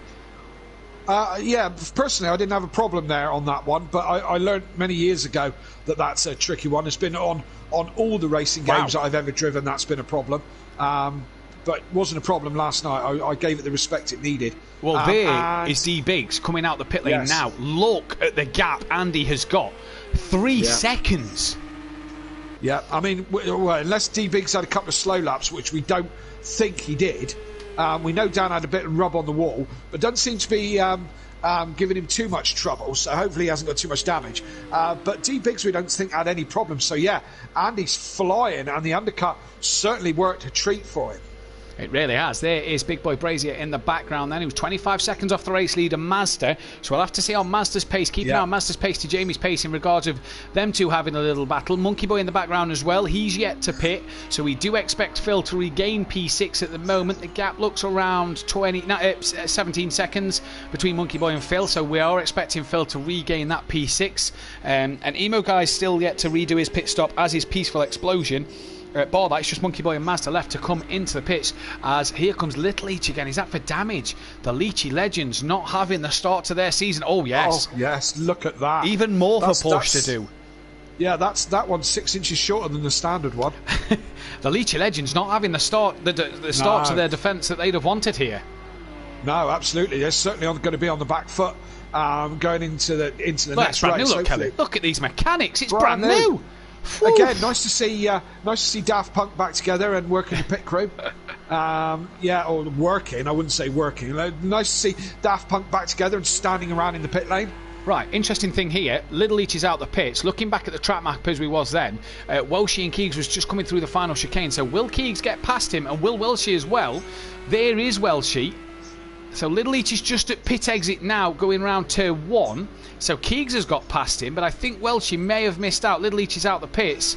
And yeah, there is Little Leach. Welshie just misses out, but Keegs gains another place and into the top 10 he goes for the time being. Mazda still in the lead, and look at his pace, matching the same pace of Andy. So Andy is flying.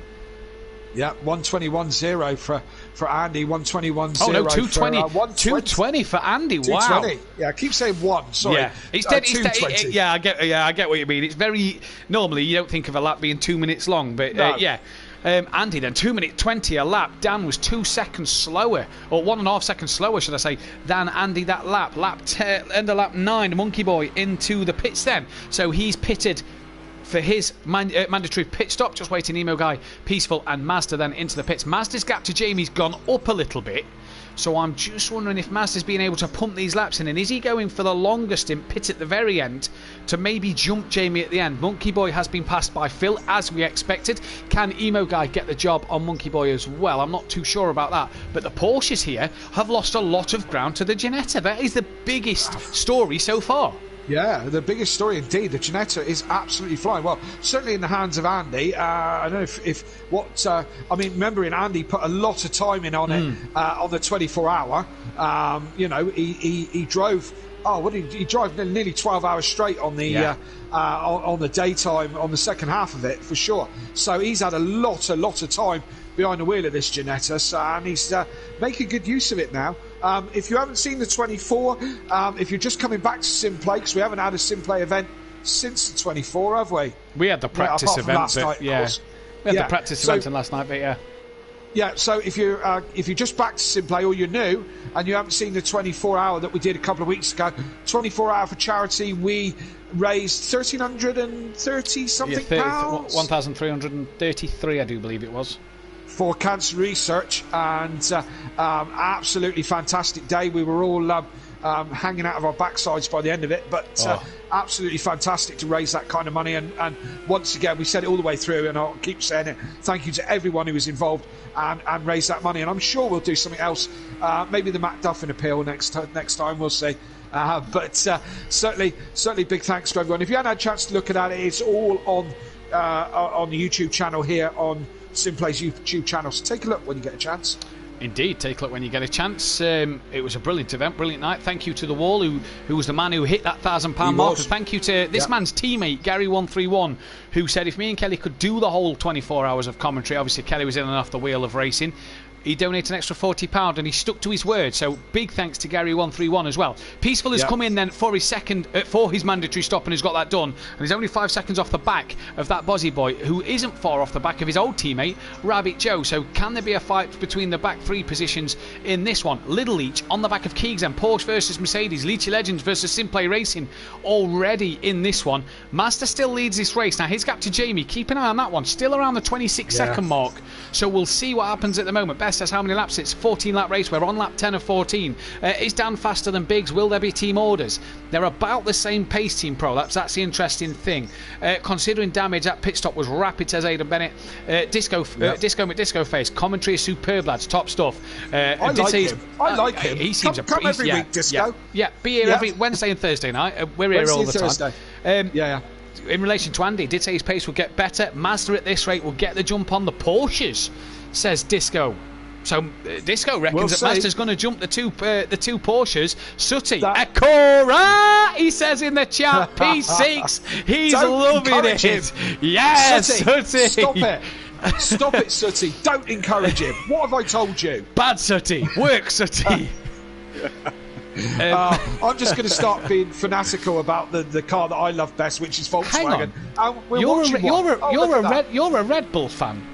They're Honda powered, mate. Honda they'll be Red Bull powered next year. Yeah. Or whatever they call it. Whatever they call it, yeah. Yeah, but it will be a Honda engine. You know what Red Bull are like? Aston Martin with Red Bull that run a Renault engine. Yeah, good stuff. Yeah, all that. Yeah. Always looking for. Sorry, go on, Kelly. Yeah, I was just going to say, Leachy's just tried to have a go through the last chicane, which was reasonably brave. Couldn't make it stick. They both come out unscathed, but certainly Little Leach is looking very racy on the back of Keeks. It's definitely Mazda that I'm waiting for to make that pit. That's going to be the most interesting thing. Has he jumped the Porsches? That would be very, very interesting. Keegs has hit the wall. He's hit the imaginary wall, and that is going to be huge damage for Keegs. We saw Aiden in race 1 and El Alfie in race 2 get engine damage with that one. Keegs has hit the imaginary wall. That's going to be big repairs. Another pit stop. Now the problem here is, Kelly, is now he's hit that. Mazda can't pit when Keegs. He's got to do the whole lap.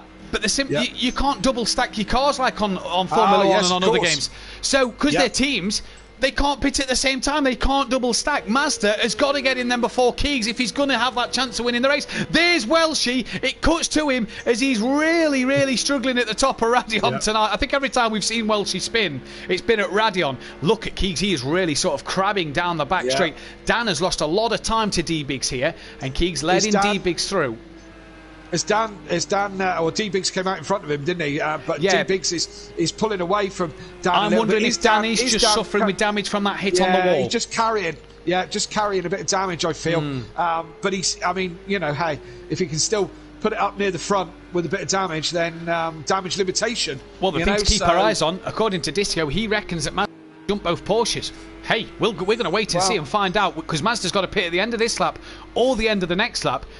I mean, if I was Mazda, I'd do it now, because you don't know how long Keegs is going to be in. You're benefited by the fact that the lap is 2 minutes 20. D-Biggs, fastest man out on track last time around, as Andy did a 2:21.1. D-Biggs just a couple of tenths faster. Mazda, again, a tenth quicker than Big Boy Brazy. That gap's though down to 25 seconds. So let's keep an eye on this one.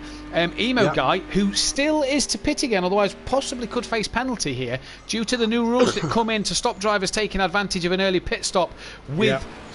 minor damages, as it was brought to our attention based on season 2.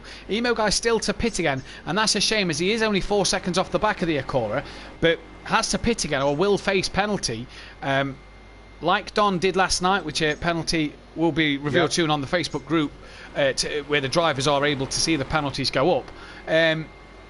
He could face, and it's a big one as well. Let's hope the Emo guy has read the rules. Or someone's told him why he's been driving around. Maybe he's just leaving it till late. We'll see. He's got a couple of laps yet. Mazda's got a couple as well, but he's going to have to do it very, very soon. Aidan Bennett in the chat, you had to go and mention my encounter with the wall. I didn't see it last night, Aidan, that you hit the wall. Did he hit the wall, Matt? Should we talk more about it? Hit the wall, ploughed into the wall, terminal damage on the engine. Engine had blown and it retired him from the race. Yeah, well, Such Apex said, what's the gap between Emo and Phil? That gap's about 4 seconds. Now, here's the interesting thing, Kelly. Keegs pits. Mazda has to pit at the end of this current lap he's on. He needs to hope and pray that Keegs is out the pit lane. He's out the way. So this is going to be... Sit, then? Well, where's Mazda on the track? That's the first question. Is he, He's quite a way away. He's just under halfway round, maybe. Yeah. As he comes down to the corner with no name, doesn't he? That's where he is. So we could have given it a name tonight if someone was here racing. If he'd done a few send-it manoeuvres, we could have named it the Sooty Send-it corner. But he's not here to race, so we can't name it. As well. I could ring Martin Brundle and call it the tell him to call it the because he has a real chit chat about it every Grand Prix. He loves it, doesn't he? He loves it, doesn't he? I think it kind of annoys him that there's no name for that corner. Yeah. Now Mazda coming to the bottom end of the circuit. It's just lapped Little Leach. He is.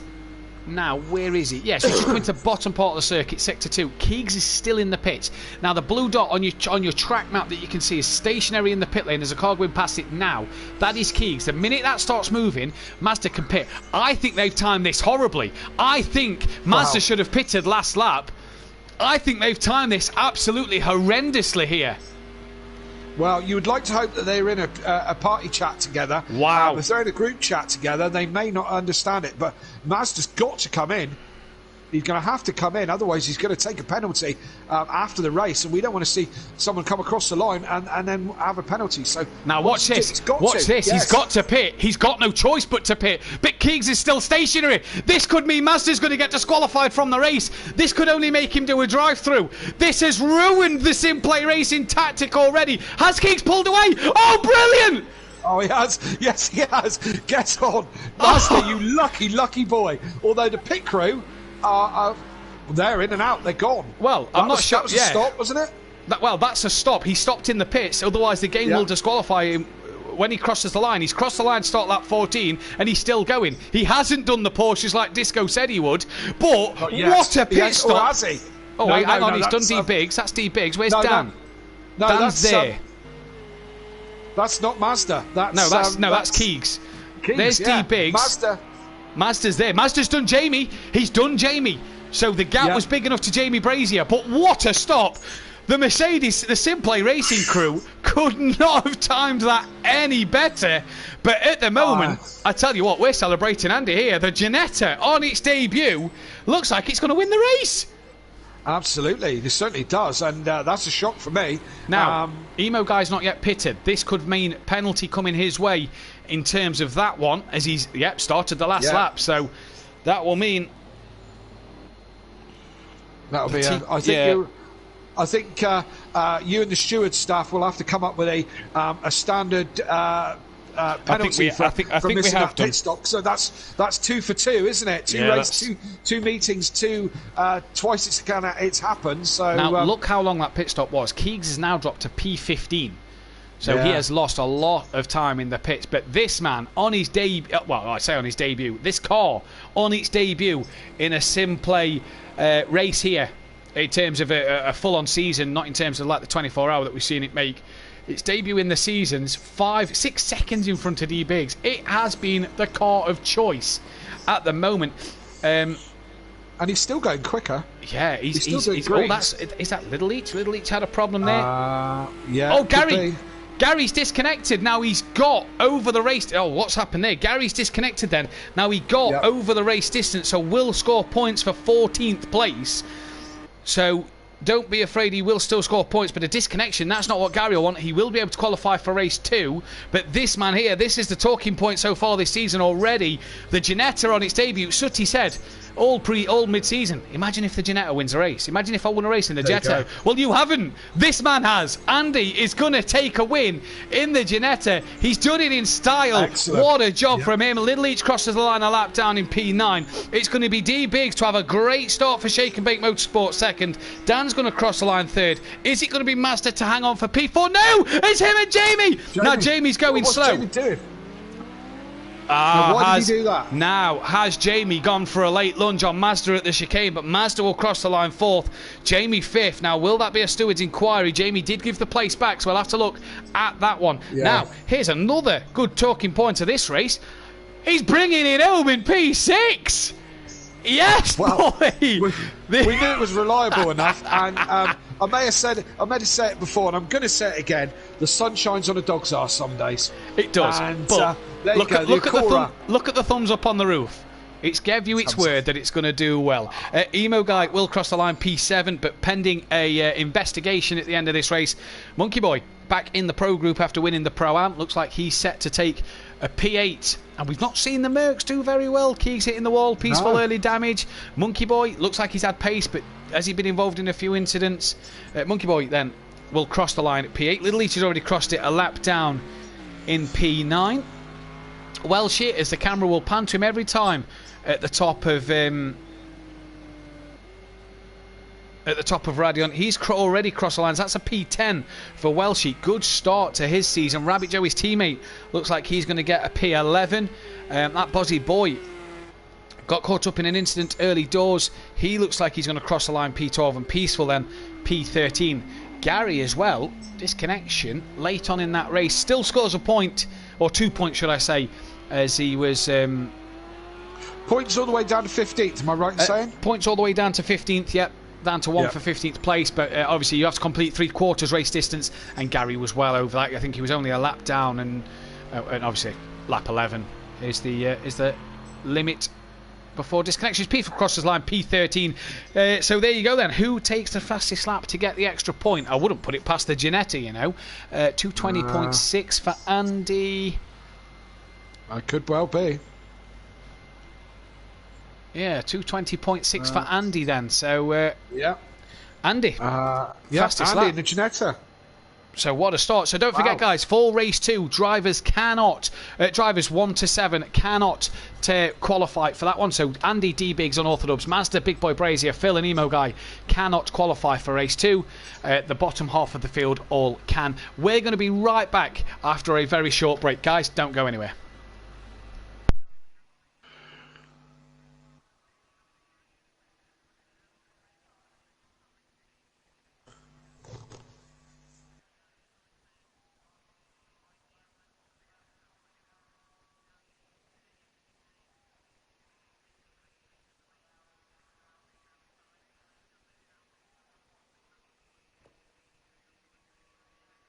Pressed the right one tonight. I also had to change the spelling of the break screen last night because when it said be right back, grab a coffee, race 2 starting soon, I missed the C in race last night. Oh right, okay. So it said, I've got the continue tab on mine. Is that because you jumped out and jumped? Might be. again? Just press it, mate. I've already been able to get back. Okay. Yeah. And obviously you're going to be expecting another invite from me.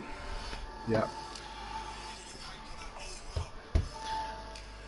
And shake and bake at the top of the standings. As they would be. So let me just double check this second race. Right, I'm going to go and have a... Yeah, if I'm not here when you get back, I'm there as well. Okay, all right, mate.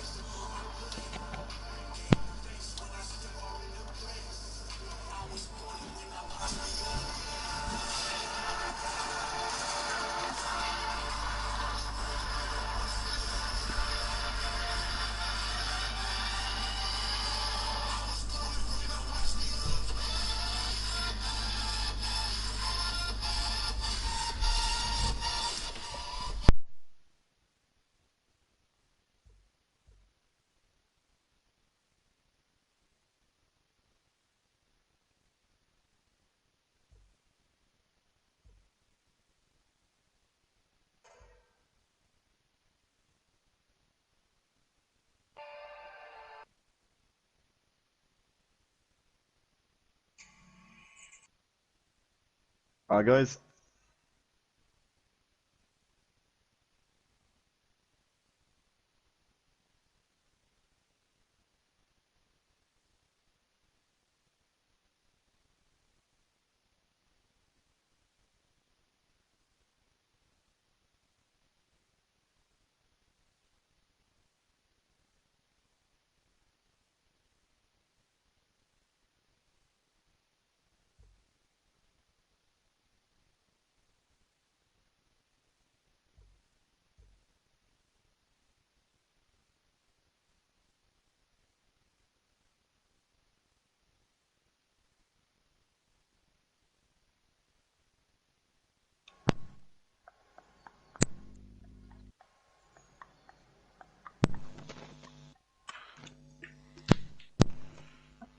Well done, Andy.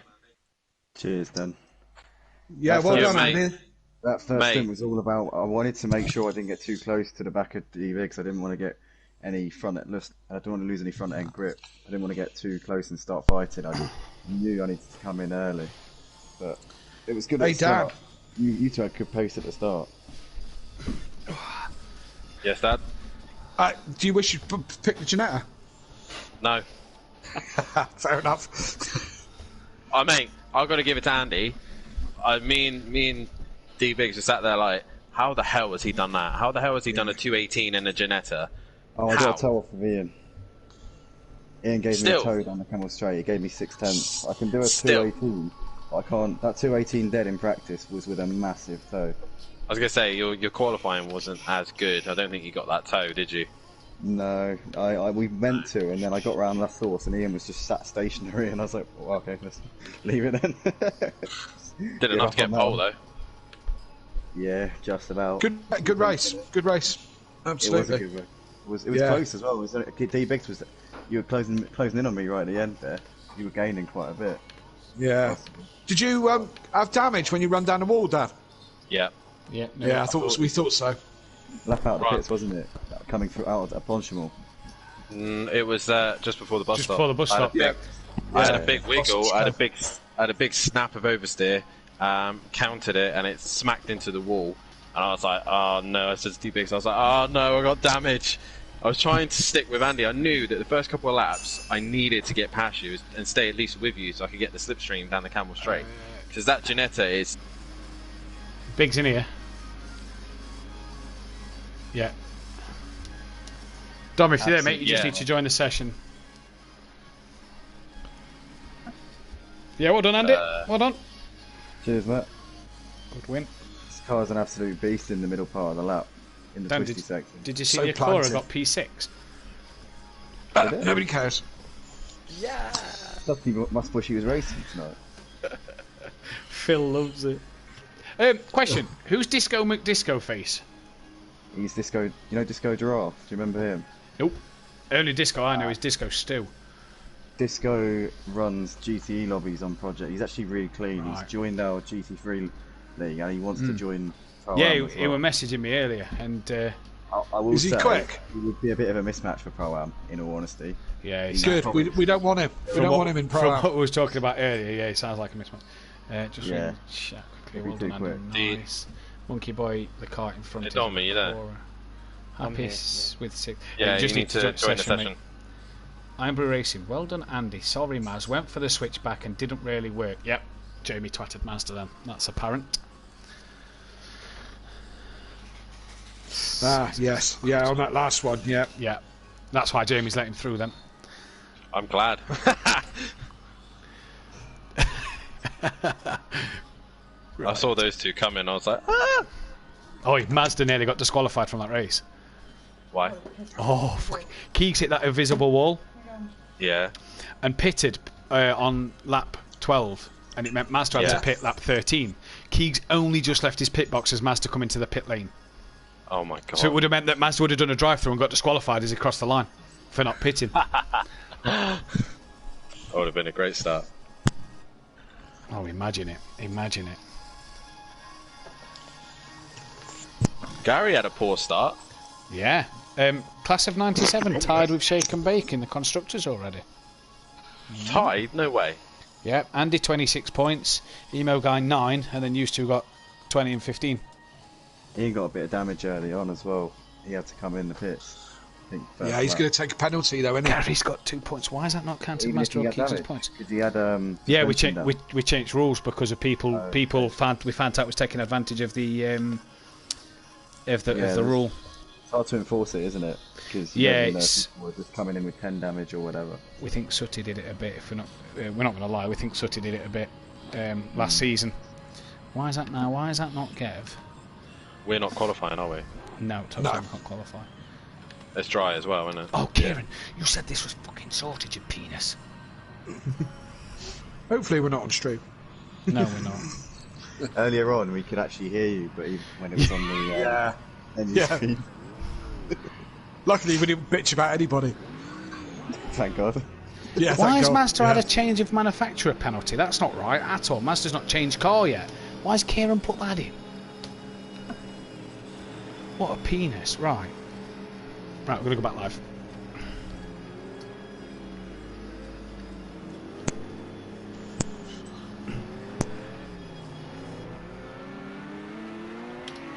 Welcome back then, ladies and gentlemen, to Simplay Motorsport for the second race of the night. And as we all know by now, the top 7 cannot qualify for this race. The top 7 being Andy, D-Biggs, Unorthodox, Big Boy Brazier, Mazda, Big Boy Brazier, Phil and Emo Guy cannot qualify for this race. We've got the top 3 in the commentary box. I'm going to start with Unorthodox first. A bit of a master in the rain. Looked like he was master in the dry early on, but Dan, it didn't go your way at the end of that race. Nah, it didn't quite pan out the way I wanted to, but I was playing the team game towards the end, trying to hunt Andy down after the pits. I don't know, he must have had an awesome outlap or something like that because he managed to jump in the pits. And as he done so, I can gain no time on him, made a mistake, hit the wall and then had damage. And I knew Biggs was coming in soon, so it was easier to let him go for Andy than try and fight with a damaged car. So not the worst start, but it's not what ideal to be start. Yeah, obviously the start that you wanted for the team, second and third, not first and second, but points on the board early doors and a great start to your campaign. Yeah, definitely.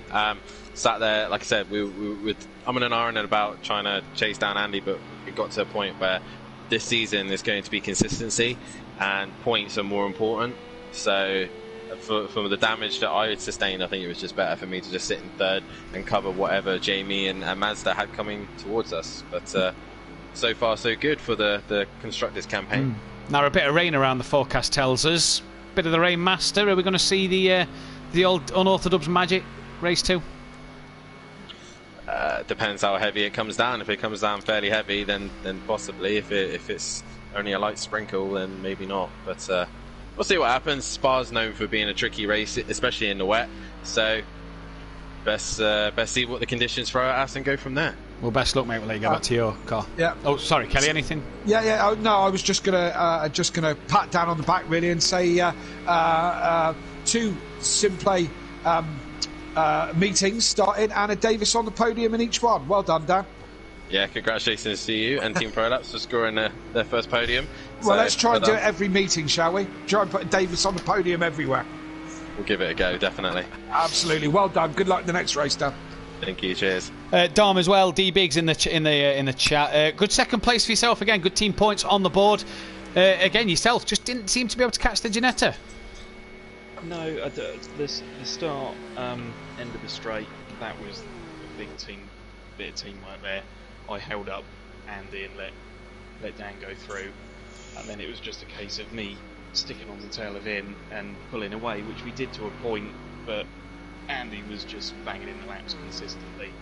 We made a couple of little mistakes between us, but well done to Andy. That was absolutely brilliant. Thank you. Yeah, it was a great try from him.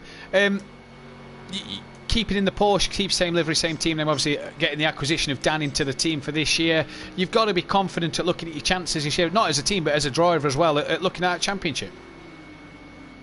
Quite possibly. We'll see how we are halfway. I mean, last season I missed 2 races, didn't have a win, and finished 4th at the end, which I was happy with. But I think we've got a very strong team, Dan, so I think Constructors is a big possibility. Obviously, with the rain around, what can you do race 2? We'll see how it goes. Porsche, I quite like in the rain. It's quite stable, so we'll just go steady and see how we get on. Well, best of luck, buddy. Yeah, best of luck indeed. And Andy, he's not shy from being on the podium. He's not shy from being in the commentary box. In the Ginetta, mate, that must be one to be happy about. Yeah, all the practice from the 24-hour race, 18 hours altogether, starting to pay off a little bit. Obviously, I'm not, I'm pretty familiar with this car by now, so it's I've done a fair bit of practice this week. I've wanted to come into this knowing exactly what I've got ahead of me, and it's been quite great meeting so far. The practice time 18.0 was with a bit of a tow, so that was not really representative. That 2:18 did. I don't know if that was on stream. I'm not sure that was on stream. I'm not sure. But yeah, that's not a representative time. But I'm really happy with that result. Did 2 Porsches, managed to get past me into turn 1, La Source. So I followed them around for a few laps, and it was just about keeping myself close. So I'll be in striking distance. I knew I didn't have the pace to overtake them on the straights because the Porsches have just got so much power on my Ginetta. I knew my opportunity was just to stay with them and then wait until the pit window, come in and try and get the undercut, and it worked. It paid off really well. Me and Kelly was quite surprised that we didn't see you sort of fall back into the clutches of Mazda and Jamie and the Audi and the Mercedes. You managed to keep them Porsches really well. This middle sector of the track must really sort of benefit you to keep with the 2 Porsches in front. You sort of P12 in the next qualifying. What can you do? P12, it's not going to be easy. Pretty much I'm just going to have to get up behind people and try and force them into a mistake, put people under pressure, because it's definitely not going to be a case of slipstreaming and overtaking down the straights. It's just not possible with this car. But it is mighty through that middle sector, so just put people under pressure, get all over their rearview mirrors, try and force people into mistakes. That's going to be the key to this one. I know an early pit stop's out of the picture pretty much due to the rain we're expecting later on. So it's just going to be about sticking with it and trying to make places up throughout the course of the Andy, you said well, we know you've put plenty of hours in with the 24, and I mean, I put a few in the Ginetta as well. And the car's very well planted. Is this strategic? You also said that you've done some practice, and in the past you said I've quit practicing. I just rock up and do it. So, are you taking this one particularly seriously? Have you got your eyes on that ultimate prize? Yeah, I've made a decision. I'm not going to be racing Clio's or touring cars next season. So it's this, and that's pretty much my lot. Excellent. Well, best of luck with that, and we look on really interested to see how you get on with this. I think the Ginetta certainly surprised us, so let's see how it gets on throughout the season. So best of luck. In the words, I just want to end, Andy. In the words of one wise American, you can do this all day. You can do this all day. Best luck for Ace 2, buddy. Thank you very much. Cheers, guys. Thank you. Have a good one. Right on. Cheers, buddy.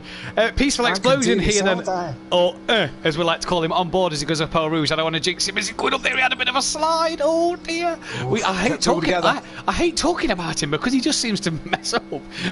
Provisional pole at the moment. That Bozzy boy P3. Wow, what a qualifier for that Bozzy boy in the pits. So he's not going to improve this time around, and he's not got enough time to get out for another lap.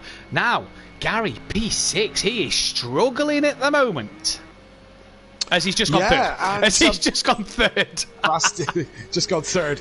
But again, it's not in the 18s, is it? Do you know what I mean? So, is Gary just having a bit of an off day, a quiet day? Does the track not suit him, or is it genuinely everyone's taking a step up? Because I don't know about you, but I think we're really game on. Certainly, Shake and Bake versus whatever Andy's team's class called. Of 97. Andy and class of 97, Andy and Emo. They've been teammates for a while. Emo didn't really have a representative race the first one. No. He's quicker than that, So, I'm hoping Gary and Little Leach pull it back together, because we're going to have quite a battle through this season, I think. Oh, this could be the closest pro season for in the history of sim play. As you can see at the minute, the top 5 separated by 9 tenths. That Bozzy boy has come out of the pits, but I don't think he's going to get a full lap in here, an out lap in here to get a timed lap in. So maybe he's just made a tweak. Maybe him and Jamie had a word. Oh, Gary, big, huge slide there. That's going to have lost him a few tenths. Joe and Little Each in the pits. They're not going to improve either. But for Peaceful Explosion, it's currently P1. Only Keegs close enough to him. Gary's lap looks a bit scruffy, especially with that slide there, to get the 9 tenths he needs. Oh, again, that rear end. Again. Yeah, I mean, Oh, Peaceful's pitted. Peaceful's pitted. He's had enough. He thinks he's done enough. I mean, we're out of time. 10-minute qualifying session goes very quickly, especially with a lap that's 2.5 minutes long. So, it'll probably be less hectic next week. Where's Keegs? Well, she's gone back to the pits as well. Where is Keegs? Monkey Boy's finished his lap. He's gone P3. So it's a Mercedes 1-2-3 at the moment. Where's Keegs on track? Not quite sure. He's behind Gary. So Gary will finish his lap first. Now, that Bozzy Boy's on track. I don't think that Bozzy Boy's going to get a lap in here. No, he's not. I don't think he was on a timed lap. Gary a bit wide there. So it's Gary. Liam will finish just behind Gary. We'll jump to Liam, see if Liam was on a timed lap, who's dropped down to P5 at the minute, but the top 5 within 9 tenths. Here goes Gary, coming out that final chicane. Any improvement? A couple of tenths will put him back up into third. He's on the second row at the moment. He's going to cross the line. No, he improves, but not enough. Now then, Liam. Was Liam on a lap? He's flat to the floor at the moment. Was he on a lap? Was he just testing something? No improvement. So the only man left to finish a lap is Keegs then. Out the final chicane. Oh, a bit squirrely as he gets onto the power there. And he's backed out of that one. So then it will be Peaceful Explosion to take his first pole position of the season alongside a Mercedes, not his teammate. It's Keegs on the front row with him. Monkey Boy then will take a P3 in this one. Good job from him at this moment in time, as he's he's coming up from the Pro-Am on the pace of the Pro Boys straight away. Good effort from him. Gary then in P4 with that Bozzy Boy in P5. Little Each will start 7th. Rabbit Joe just ahead of him in P6 with Welshie 8th. D-Biggs then the first of the non-qualifiers in 9th, Master 10th, Unorthodox 11th, Andy 12th, Big Boy Brazier 13th, Emo Guy 14th, and Phil in 15th place then. Rain around at the moment. Just looking at the chat, that was an epic drive from Andy. Got my full respect for that one. Hi all, says Dean Wasaki. Guten even, says Daniel Francis. Come on Gary 131, get the points in this one. Little Leachy Legends 2 and 3, he says. Get in there Bozzy, says Daniel Francis. Getting faster, says Dean Wasaki. Get faster Liam, says Dean. Daniel Francis. Gary too loose. Didn't see race 1. Did he seem planted? Felt my car was looser in race 2. Maybe a temperature dependent setup. That's all I could think with mine, and that looks just as much as a handful. Well, obviously your race last night was very, fluctuating in temperature with the cloud cover rolling in. There's rain around, we've heard, so the temperature's really going to cool down any moment. Disco says, good plan for the race, Andy. Smooth, steady, more of the same. Come on, Emo, you can defo improve on race 1. What's your predictions? That Peaceful hasn't got enough fuel. That's my prediction. Now, will that change? Keeg seems to have. Oh, now he's got 69 litres. Yeah. Seems to have too much fuel. What's my predictions? I don't know. It's still all over the place, isn't it? We'll see the quick boys from race 1, see where they get, and see if their form. See if it's, if they're on that form to cut their way through the pack. Or if, who've got up here? Peaceful's no slouch. Monkey Boy Gary, we know he's quick. Little Leach, all these guys are quick enough, so let's see how if they can maintain the position that they've got. Yeah, this will be the one to keep our eyes on in this one. At the moment, it's going to be an interesting one to find out what can the progression of the guys who got the top 7 last time out do here as well, especially the likes of Andy. What can he do? Phil, 15th at the back of the grid. That's going to be a tough ask with him at the back. He may have to avoid some carnage. Now, I'm not going to lie, it looks a bit darker than as the revs are rising for race 2. The lights are there. We're green at Spa, it's go. Peaceful again, looks like he's got a very slow start. Yeah. And look at that Bozzy boy. He's immediately off the line. Peaceful worried already that he's having to block to the inside. And as we head into turn 1, no carnage this time round. Bozzy, though, up the inside. Gary, good start. Round the outside, a bit of a nudge. There's Monkey Boy. And Little Each, he had a bit of a nudge. And I think Monkey Boy and Little Each into the wall already. Turn 1. Master seems to stay out of trouble. Welsh is well out of trouble. But that Bozzy boy got a good start. Gary up into second place as we head out Eau Rouge for the first time in race 2. And Peaceful's good start at the moment. That Bozzy boy's very wide. He's got to get it back on the track and does so with ease. And he does. Yes, indeed. Gary with a flying start, though. He's up into second place. Everyone's through and clean. A couple of wide moments, but nothing too bad. Probably Little Leach was worst off out of everybody. Now currently in last place, 4 seconds off the pace. But Gary going at it with Keegs at the moment, while Peaceful's off in front. And Keegs looks re-energised in this season, to be fair, in the Merc already. Yeah. His best finish was at Spa in season 1 in the BMW. Nearly got on the podium. Was his best finish, I think, here at Simplay. And look at him in race 2. He's challenging the 2-time winner brilliantly at the moment. Good start from Unorthodox and Andy up to 7th and 9th. D Biggs as well up into P5 early doors here as well. Mazda didn't seem to get the start that he wanted. Only stayed back in P12. Gained on Little Leach and Monkey Boy that are coming together. But already Peaceful got his head down and is a second and a half in the lead. And there's Keegs, as we mentioned, him just into the wall. And he's going to rejoin. And that Bozzy boy then has to let Keegs get the corner there. But Keegs may have damage on that car. And that Bozzy boy, good start from him at the moment, getting his head down. Yeah. Go on, Liam. We want to see. We all love Liam. Everyone loves Liam. So let's hope that he continues this form. But he's got D Biggs, who's not really hassling him at the moment. D Biggs got his own problems, which happens to be Emo guy, and Dan in there as well. Shake and Baker are close to, and Andy just behind. So Shake and Bake and Class 97 all in close company at the moment. Indeed they are. Mazda's got past Welshing seems to have had a problem. He's dropped back behind Phil and Mazda then, as Mazda then only up to P11. Lost a little bit of ground to this pack in front. I'm sure he'll be wanting to be on the back of Andy and this little gaggle of cars with Big Boy Brazier in it. As Jamie said in the chat in the break, he tried a switch back and it didn't work. That's why he gave the place back to Mazda at the end of the race. But a good gaggle of cars here just starting to form behind Liam. But Liam here, this is where this will test how he's done in that off-season coming up from the Pro-Am into the Pro. How is he going to cope under this amount of pressure, with this group of cars behind him. Peaceful leading by 2.1 seconds. Gary second, Keegs still third. The damage doesn't seem to have hurt Keegs that badly at the moment. The cameraman isn't glitching to Welshie at the top of Radion anymore. Well, hey, no. Keegs very wide though at the top of Radion. Absolutely, and so easy to do, and but they've got to try and keep it in track limits if they can. But Liam, as I say, Liam doing okay. He's then Keegs is not pulling away from him at any rate of knots, but he has got a very racy guys behind him. The Shake and Bake Porsches and the Class 97 Ginettas, and his teammate the back of Liam. And what, sorry? And his teammate in that pack as well. Big Boy Brazier in the middle of that pack as well. Yes. He could do with Jamie being in front of all those Porsches and Ginettas, but Jamie's working on it. Jamie is working on it as he's losing out to... no, that's Emo Guy. He's trying to attack. And Andy's coming back at him then into this left-hander. Andy's going to be a brave man to do it there. It's not really an overtaking part of the circuit, is this part. Longer left-hander. You don't want to sort of be up the inside because you sort of take a wider line around the corner. So Andy won't be wanting to go up the inside there. Just a bit of track limits. Comes back on behind him. And Biggs now is attacking that Bozzy Boy. In fact, I think he's got that job done. He has indeed. It's that Bozzy Boy losing out the place, but holding his ground at the moment. And a good start for Liam in this second race, and proving why he was good enough to get promoted from Pro-Am into Pro. This is why he's here. He's proving that he can wrestle with the best of guys in this group. Peaceful from Gary. 2 seconds is the gap. Then they've got 2 seconds back to Keegs, who is just now at the front of this gaggle of cars, which Liam, although he's losing ground to these Porsches, isn't losing much ground to Keegs.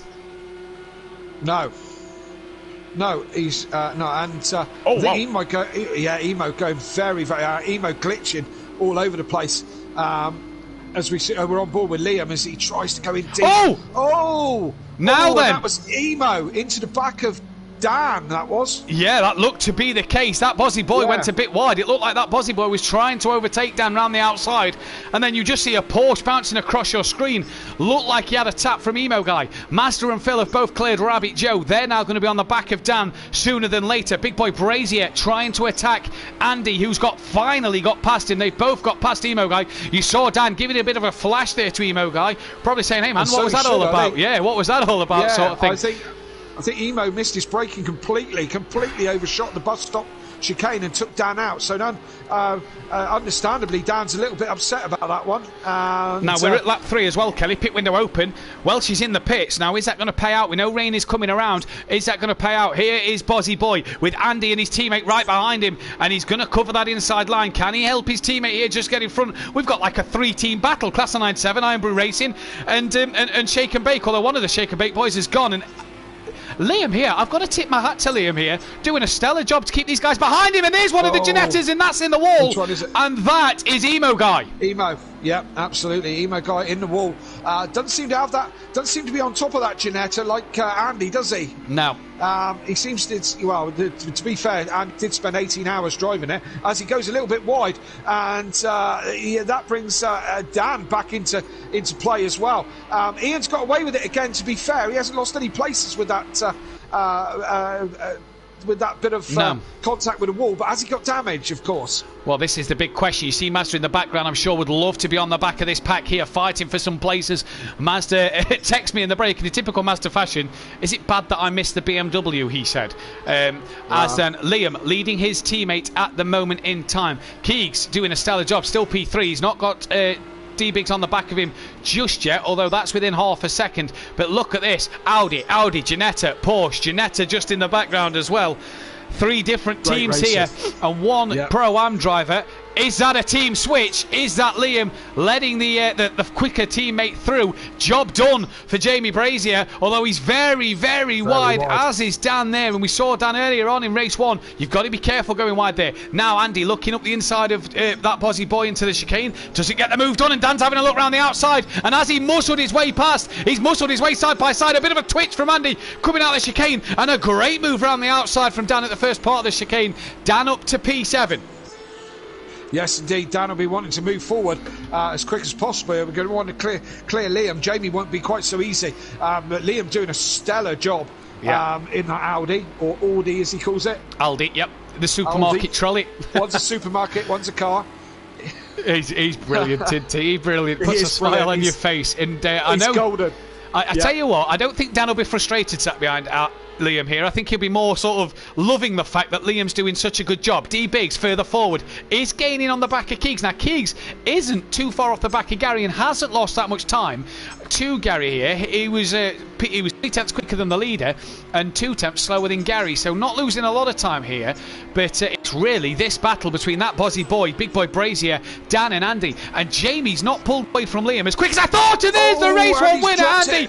Round. Mazda's got past Emo Guy in the background, and Andy has now been passed by Mazda. Liam deep at the hairpin and Dan up the inside for P6. So that's that job done. Can Liam come back at him? Corner with no name.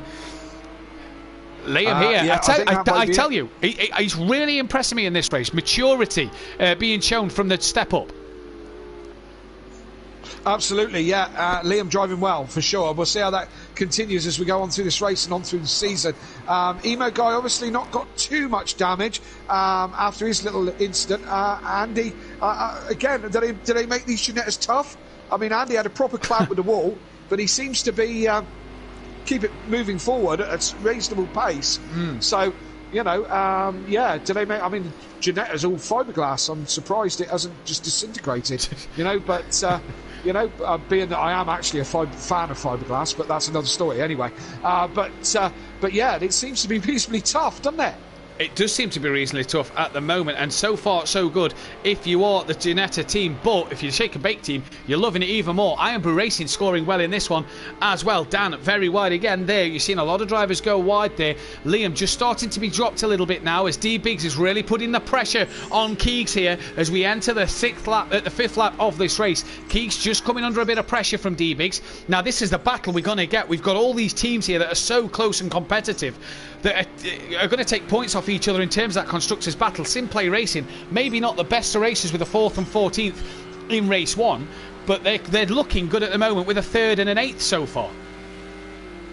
Absolutely, and just going down as we go through Eau Rouge, and apparently that's quite an elevation. I've never been to Spa. It is on my list, like every other track and race in the world. But apparently that's really quite an elevation, and it doesn't. You don't really get it from TV and from gaming. So be nice to see it. But apparently it's quite a hill, that one. It's nice to see Keegs back up there, mixing it with the front runners here. And I have to credit D Biggs. He's drove a great night so far. Lap 5 of 14 then. Peaceful lead, but Gary's got that gap under a second here. And look at the times of Gary and Peaceful last time out. 2-minute 20.865, 2-minute 20.864. So Gary, 1,000th quicker. They are both so wide through there. But Gary is now on a charge, and this is why he's the champ. He's closing that gap. A clever drive at the moment, and so far doing a good job out front.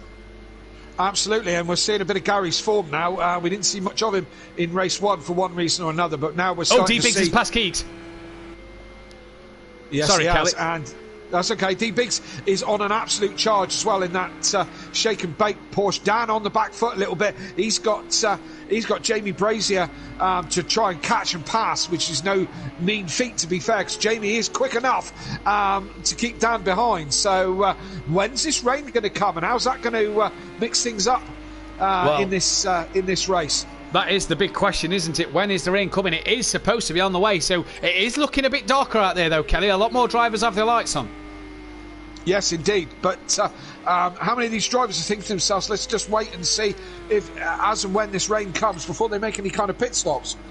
Indeed. Join us next week if we're talking about dark. Join us next week for Pro and Pro-Am. Wednesday night English. Wednesday night 8 p.m. British BST for the Daytona Road Course round 3 and 4, the night race, first night race of the season.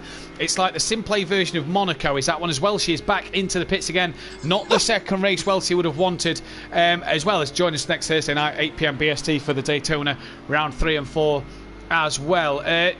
Daytona night race, that's going to be an interesting one.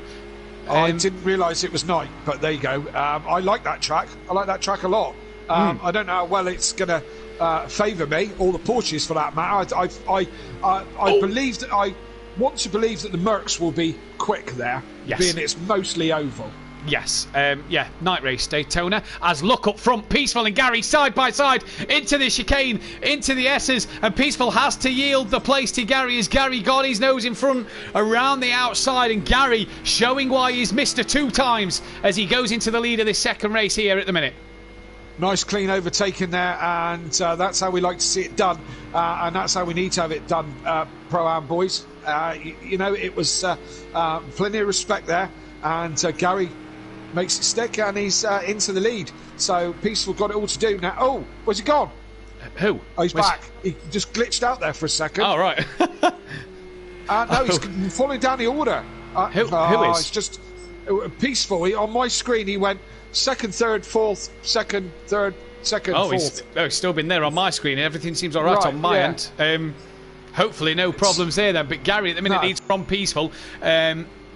Just looking at Phil. Phil's got past Emo Guy now for P9. So Phil back into the top 10 in that Acura. It's showing its pace. Showing its potential. As Big Boy Brazier here is on the back of another orange and black car. They've all got the Halfords colours this season, haven't they? Look at the orange, Kelly. Look at the orange. Help. Oh, Please, Keegs, people. very wide. And now don't forget these two teammates at Iron Brew Racing last year. Keegs has been Iron Brew Racing. He was the founder of it with Mazda in Season 1. He was then in that team with Jamie Season 2. Left them to go to Simplay Racing. He's now got his former teammate, former team, Hassel in the back of his new Mercedes-Benz. Now, what's happened to Mazda? He's P12. Yeah, I was just looking at that. I was just thinking, how did he end up down there? Has he got damage? Oh, he's going slowly, isn't he? Yeah, he's got damage, man. Yeah, look at the front of that Merc. Front left. Yeah. I mean, what do you do? Do you pit? Do you stay out? Do you damage it? I mean, whoa. Look at Emo Guy's Janetta. Go further forward. Wow, that's a mess. That looks like Andy's did on the 24-hour. The bonus was the 24-hour was just visual damage. I don't know how Emo Guy's getting that around. Surely that is going to have to be a pit stop here, as Little Leach is coming in, as is Emo, as is Master, so they're all in. Yes, indeed, that's a mess. And the mechanics here, I always moan every single race that they're completely useless, but watch them put body panels on really quickly. Back. There you go. They can do body panels and lights really fast, but they can't do tyres and fuel. They have to do fuel, then tyres. They can't multitask, these guys. Look, stand around, no rush. Yeah, what are you waiting for? Nobody doing any work. Unbelievable. Lollipop's up, but Emo Guy still can't go yet as the car's being repaired. That sounds the grunt of the Mercedes. There goes Master as he runs Emo Guy's pit crew over there because, whatever. You can. Yeah, you can. They just goes to. He's also past Little Leach, who is still stationary in the pits. Back out on track. Keegs has lost out to Big Boy Brazier on the timing screens, and that Bozzy Boy is still in the top 7 here, so he's really having a good race. But Jamie getting in front of Keegs, and Mazda not having the race he'd have wanted here at the moment either. That Bozzy Boy doing great at the moment so far. Top 10. And Andy's not closing him down. Is Andy? His car doesn't look too bad. We know he had a clout in the front earlier on in the race. Is he running with some damage and just able to manage it at the moment? Because he's not catching Liam, is he? No, that's the interesting case. The Evil Scotsman, aka Emo Guy, Little Leach hit me while he was spinning. So I wonder if Emo Guy's had a spin and that caught Little Leach. I wonder if Mazda got involved with that then, because Mazda was around Emo Guy. In fact, no, he's in front of Emo Guy, so I don't know what happened to Mazda. But yeah, Unorthodox then gaining on the back of Keegs now. Keegs just starting to fall into the trap of these guys. He's been passed by Biggs, passed by Big Boy Brazier. He now looks like he's going to have Dan on the back of him shortly, as it looks like it's getting darker here. Yeah. Is rain imminent then? And that is Keegs coming in. Wow, Keegs gone in. With the threat of rain around, I'm surprised we're seeing this many early pit stops, but we are. And Keegs in the pits at the end of lap 7 then, so not the start these guys would have wanted. Gary still leads from Peaceful Explosion, who's got D-Big starting to get a bit closer now. That gap is 2.1 seconds. And then Big Boy Brazier a further 3 seconds back. And look at the top 4 here. Porsche, Mercedes, Porsche, Audi, but all 4 different teams. Yes, indeed. And as we said at the beginning, this could shape up into quite a season this year. With all these guys, with so many good drivers and so many teams, it's going to be a very fascinating season for sure. It really is then. Going further back down the order, Phil now up into P8 in the Acura, so he's gained a couple more positions. He's getting the screen time tonight. He's 5 seconds off the back of Andy, so let's keep an eye on this one, because in race 1 Phil didn't have the pace what the Ginetta did in that Acura, especially in that middle section. But I get the feeling that Phil is catching Andy. Now, does that say that Andy has got that bit of damage, we think? Yeah, maybe. Just to be clear to everyone on the stream, that Phil is in the Acura. Okay, just in case you found that Matt hasn't said the word Acura enough times. And just in case you're unclear, that's a subsidiary of Honda. Just in case we didn't make that clear, of course. Now then, what has happened to that Bozzy boy? Has he had a bit of a spin or a bit of a moment this time round? Because Phil is actually Andy in this middle sector has gained time over Phil and is really starting to catch Liam. Has Liam made a mistake somewhere, maybe around wide or something? But this could be interesting to see what's happening. Andy's done a 22.6 on the last lap, and Liam's a second slower than that on his last lap. So if Andy is carrying damage, he's carrying it well, and certainly hunting Liam down now. He's up on his time as well. He's up on his best lap as well there. And he's going to be in that slipstream of the Audi. Now, we might not get the best run on the Audi down this back part of the track, but you can believe it that he'll brake as late as he dares into the chicane and maybe get a job done towards the chicane then, as he's staying with Liam in that slipstream. Liam not being able to drop the Ginetta as quick as we thought. And here goes Andy then. He's going to have a look into the chicane, braking as late as possible. Doesn't think of doing it. Dan into the pits at the end of lap 8 then. I'm surprised at that. That is a surprise. Very surprised that Dan went in. I thought he'd be holding off for the rain. Yeah, I did as well, to be fair. Daniel Francis, the Acura, hang on, it'll be there in a minute. Well, you know, it's had a good night so far. Lap 9 of 14. There you go, Kelly enjoyed that one, Daniel Francis. Yeah, well done, Daniel. Beautiful. Phil's up to P7 now. Look at that, he's charging the Acura. Lap 9 of 14 then. So, rain imminent apparently, but we're not seeing it. So, are the guys going to look out? If it rains it now, you know, are the guys going to be able to stay on slicks till the end? That's the question. Possibly, yeah, possibly. There we go. There's a spot. There's a spot. Here it comes. So lap 9 of 14, it's beginning to rain. Now for Dan, did he pit for the wets at the right time? Did he not? Those who's pitted already, Rabbit Joe into the pits to make his stop. Where's Joe? There's no way we can tell, is there? No. Who's on what tyres? We can't tell at all. Here goes Andy, down towards a hairpin on that Bozzy boy, up the inside. Liam gives him plenty of room, a bit of a touch between the two of them. Liam looking to cut back, can't get that one done though. Andy's got that job firmly done here. Now, the wet weather, this is going to be interesting. Yeah, well, who knows what Dan's on, if he's decided that he can do 5 laps on the slicks, whatever the weather. Yeah, might be his strategy. But here comes the rain. We said it was coming sooner or later. We did say it was coming sooner or later. He's doing absolute bits at the minute, is Dan.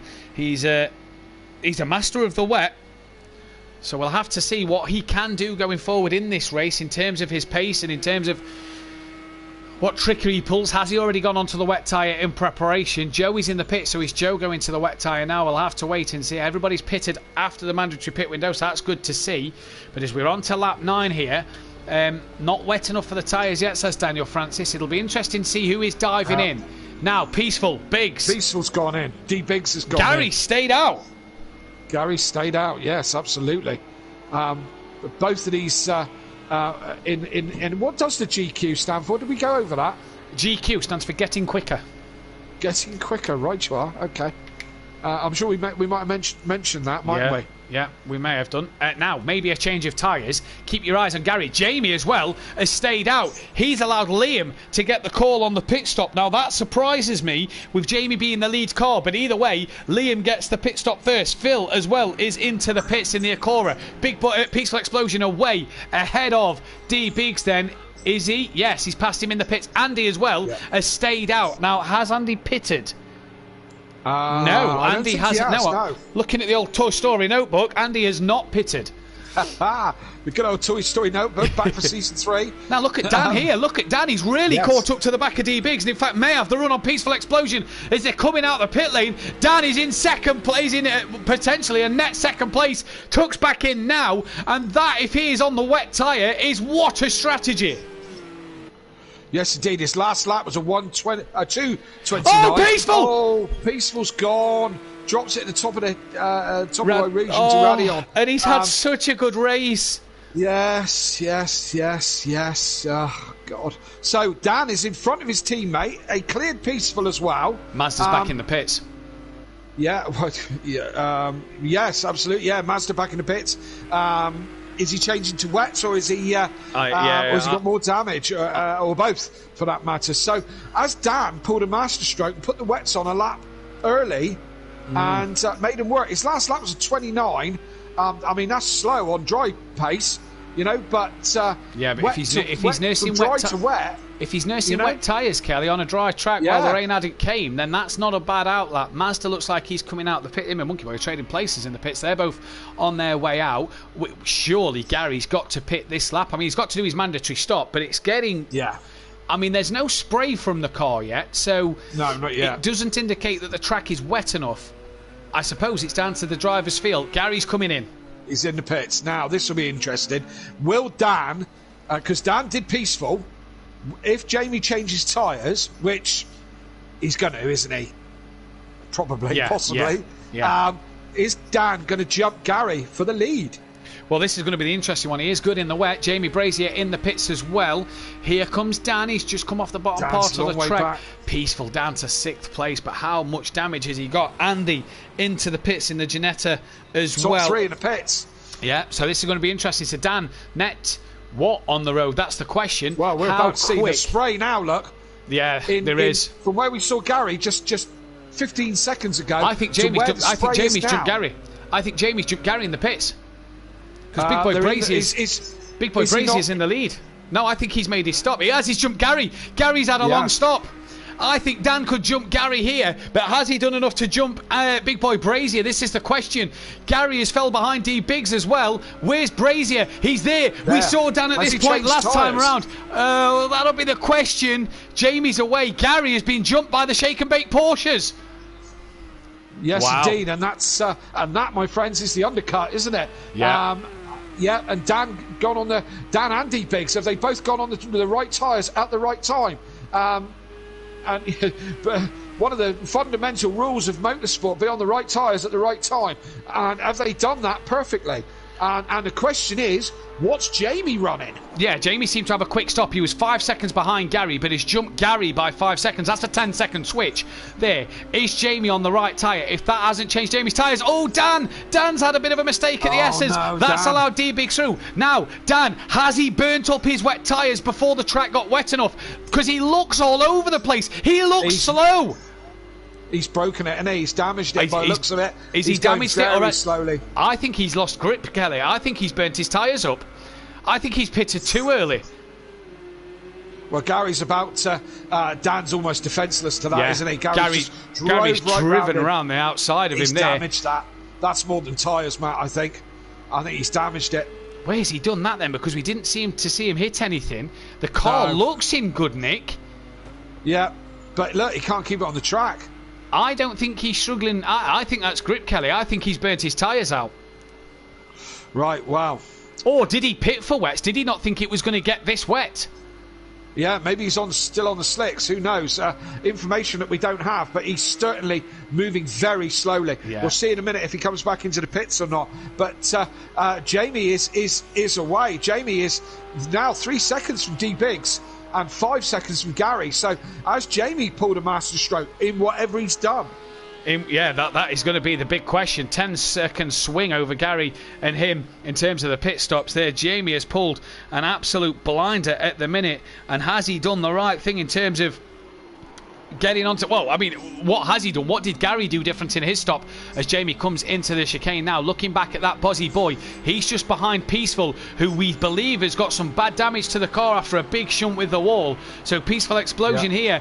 It may not be quick. He may not want to pit again to lose too much time to repair the damage. May just want to get keep it going out there. But this is for 6th place. That Bozzy boy could get a top 6 finish. That'd be brilliant. Keegs wide, Peaceful wide, Bozzy wide, Andy slightly wide, not as wide. Liam's trying to defend from Andy and trying to attack Peaceful. They're both past Peaceful. Liam's looking at Keegs and Liam late on the brakes. And Keegs! Keegs has tapped Andy. Wow, that's a pile. That's a pro-am all over again. Keegs is coming back into the pits, and look at who could capitalise here. The Acora! It's the Acora! Just in case you forgot, Phil's changed his name to Acora. Phil here is driving brilliantly. Another 6th place at the minute. And Peaceful and Keegs back into the pits. What did Liam do there? Seemed to tap the rear of Keegs. Keegs had tapped the rear of Andy. Not sure what happened there. Gary's on the back of D-Biggs. Gary's looking quick in these conditions. Yes, indeed. Now, Dan, his last lap was a 2:51. Wow.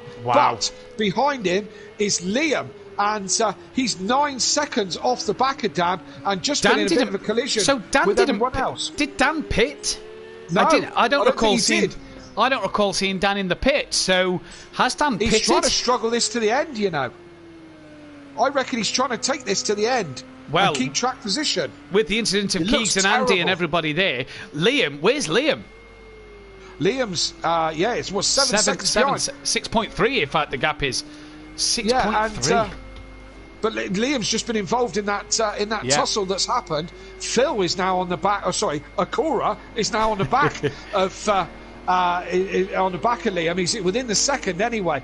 Is Dan just trying to nurse this back? I think Dan's going to lose out to these two, Kelly. I don't think he's got enough time. I think he is also going to lose out to Andy, who's 3 seconds behind these two. I think Dan could lose 3 places here and maybe finish around 7th place. Look at Phil. He looks confident in the wet compared to Liam, doesn't he? He seems to be gapping. There's the spray. That spray at the bottom of your screen. Then is Dan. Yes. Wow, he's tiptoeing. Yeah, he's going so slowly. Get ready for it. There's Liam. There's Phil. Yeah. There's Andy. There's Andy just. Where can Dan end up if he's just nursing this home? Well, these boys coming up behind him now. This is the question, isn't it? Big Boy Brazier, 4 seconds out front. Gary's got past D-Biggs, but this the battle. Look at Liam just driving past Dan. Here's one for you. The Acora's going to just drive past the Porsche. Power! Yeah, but... Boom! The power of wet dreams. And it's turning into a dream for the Acora. Liam wide. Liam twitchy. Porsche. And here comes Phil into the bus stop chicane. How late is he going to be on the brakes? Doesn't get it done this time around. Covered. Yeah, Liam's got him covered on this time. Come on, Liam. Don't let that Acora through, for God's sake. The Acora looks quite... Dan stood in that much there, Kelly. Did you see he had to cut the chicane? He can't get it turned into the chicane. He had to cut that far. The Giannetta's gone past him on straight line speed in the wet. Now we've got a 3-way battle here for P4. We're on lap 13 of 14. Everybody have made their stops. Andy, I think's lost it. Andy spun. He's gone round. Now reset button. Button. Slam dunk. Slam dunk. Saw that one on stream, Andy. Sorry. Going back to look, it's Honda now against Posh Volkswagen. Posh Honda against Posh Volkswagen as they go down the straight. Come on, Liam, you've got to do it for the VAG group. Here goes Phil then, getting in that slipstream. He's pulling out now and he's going to look to the chicane up the inside of that Bozzy boy. The Acora, Liam just chopping the nose off a little bit, but they both keep it clean. They're both still on track.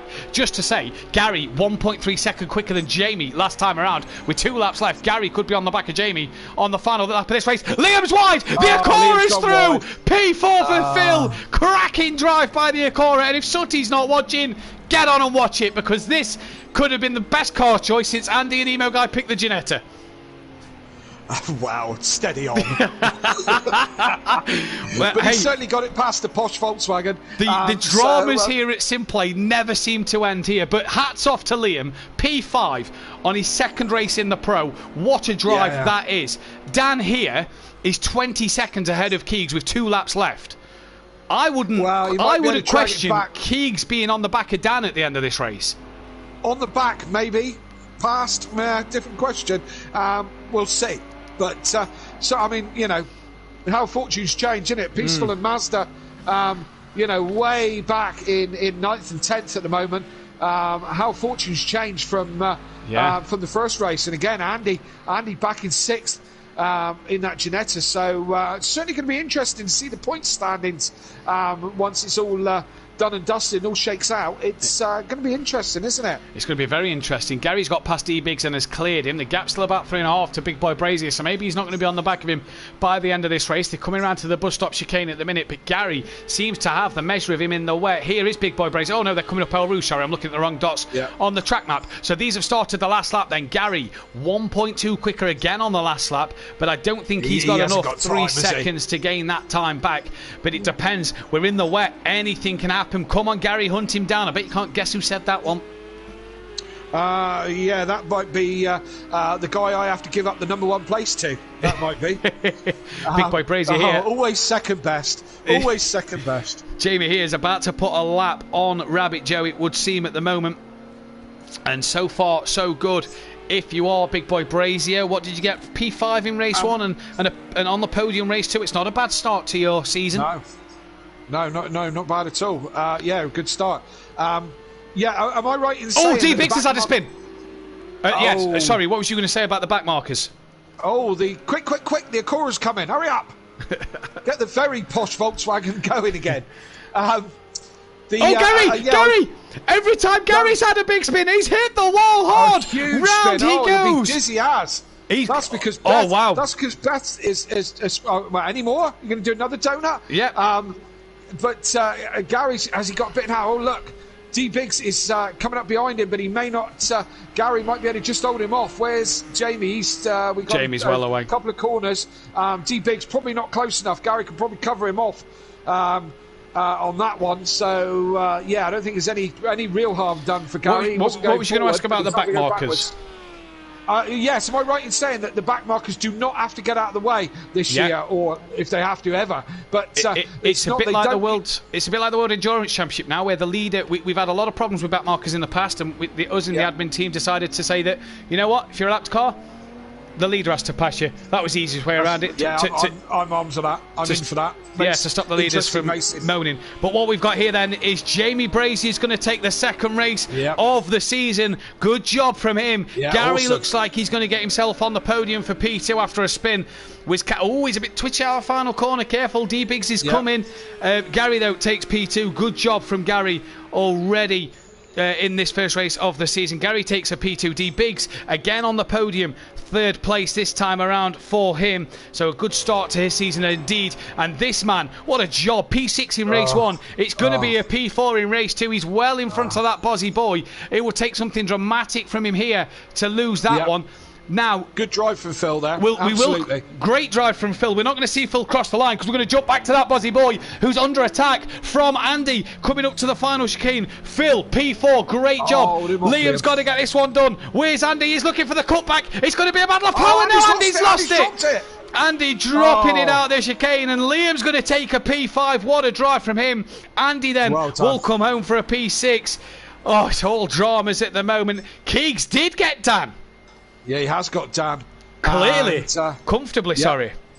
Dan's still struggling away with that damage. Was it a good move not to come in again? Yeah, possibly. He still ends up 8th. He might have been 12th or 13th maybe with a long pit stop for damage. So was it the sensible thing for Daniel to do? Well, yeah, maybe.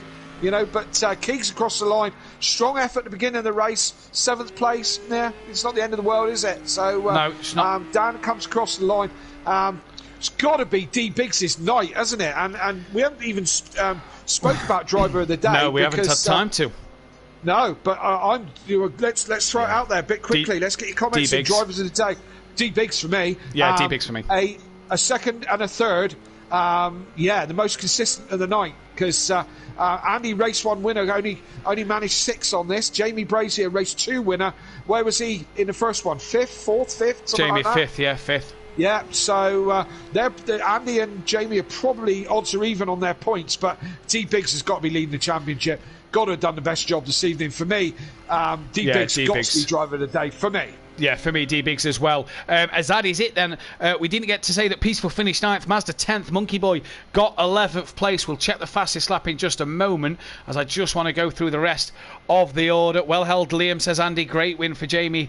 Great strategy, says Andy in the chat. P4 class, says Phil. Class is the word we're going to use today. Little Eats cross the line, P12 then, with Emo Guy coming home in P13. Not the night for Emo Guy. Maybe getting to grips with that Ginetta. Rabbit Joe takes a P14 in that one, and Welsh crosses the line. P15 there then. Fastest lap of the race. 220.8 for Peaceful. 228.64 for Gary. 228.65 for Peaceful. So Gary, fastest lap by 1,000th of a second. Wow, that was some drama. Kelly, sum that night up for us while I try and get the top 3 in for an interview. Oh, lots of quick guys. Throws the season open. Shake and Bake looking good, and Class of 97 certainly with Andy looking good. Emo Guy's got a little bit of work to do. Jamie and Mazda, as we thought, have got pace, so they're looking good as well. I think it really opens it up for a cracking good season, and I can't wait to see how it all unfolds. I'm really excited to see all these guys go. But as I said, D Biggs for me driver of the day, but you've got to say Liam, Pro-Am coming up. Was so excited that he's made it into Pro-Am and into Pro, and he's so well deserved. And in 5th place, well done Liam, it's got to be said. Yeah, fantastic job from Liam tonight. Really, really good stuff. Just reading the chats. Radion again. Good race, guys. Nice result, Liam. Iron Brew Racing. Yes, guys, what a race. Massive well done to Liam. Congrats, Jamie Brazier, Gary and D Biggs. Hanging up my helmet, I think. Haha, says Little Leach. Gary beat me by 0.001 for the fastest lap. That Bozzy Boy. Well done, Jamie, Gary and D Biggs. And Phil finished in front of a couple of Mercs, didn't I?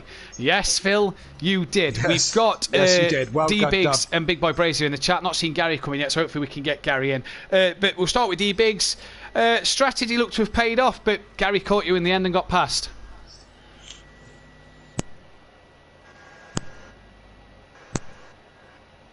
I think is it.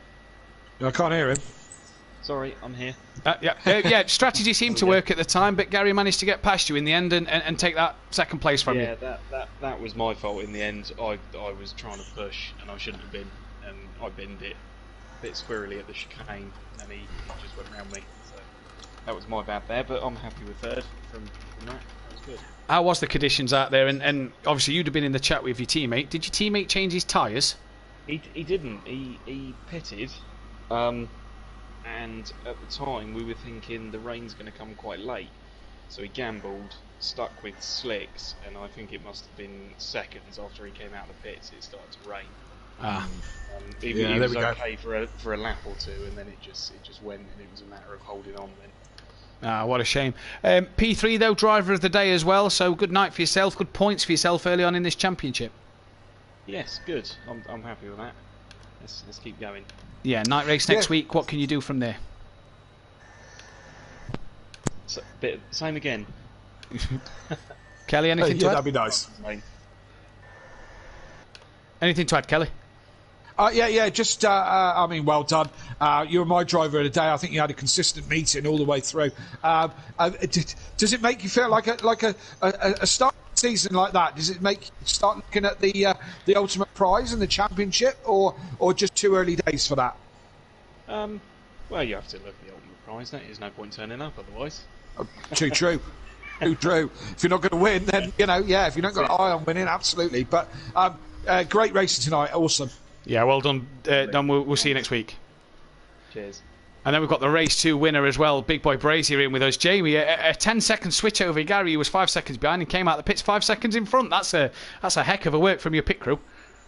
Yeah, so that was just a change of tyres. I don't know if Gary had any damage to repair or put any fuel in, but mine was just a change of tyres and out. So I didn't expect to see myself come out ahead of Gary, let alone in the lead.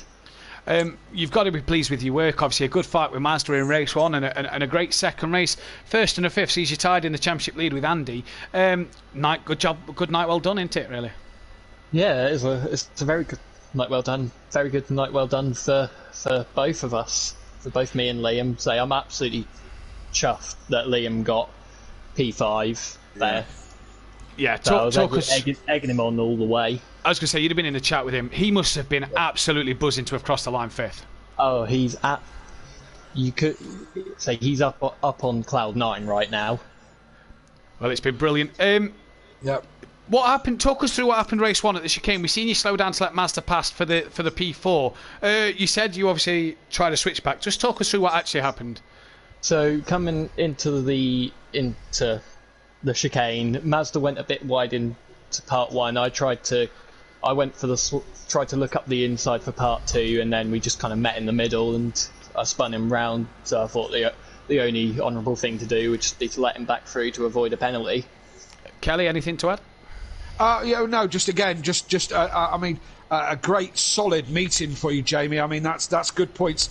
From the second race, Iron Brew Racing scored 35 points and were the highest scoring team for your second race. I don't know how you did in the first, but you've got to be happy with that. And I'll say the same as D Biggs. Have you got your eye on that ultimate prize already, or you just run race by race? I mean, I've got to have an eye on it after I came so close to it last season, but sure. Yeah, say there's always going to be a thought of it, but at this early stage, it's only a little thought. Say, only been 2 races. Say, at Daytona, anything can happen.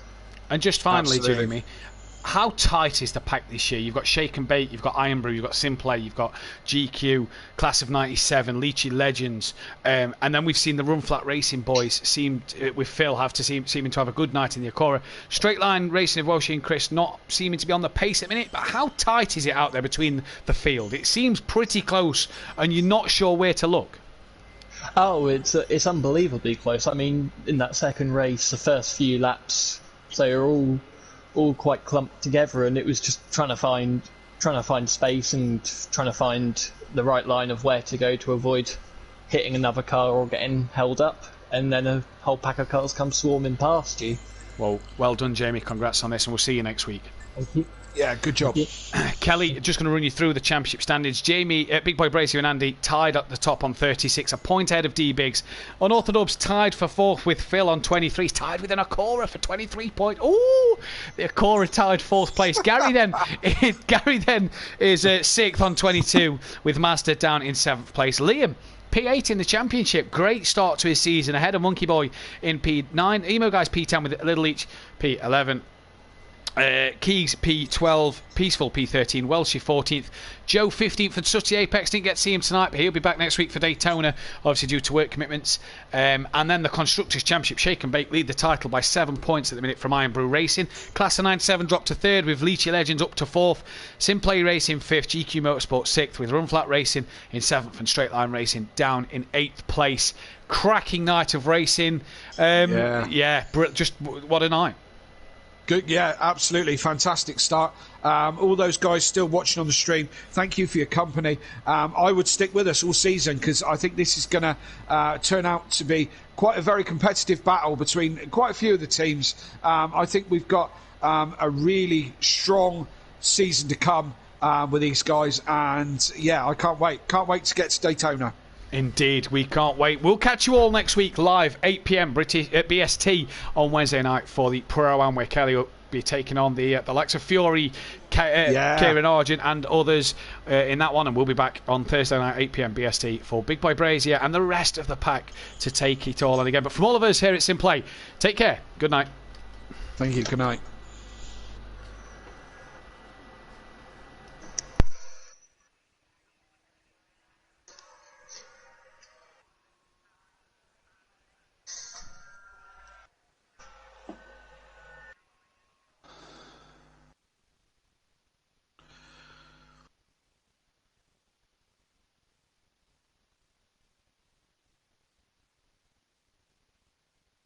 Oh, that is a tight field. Yeah. Well,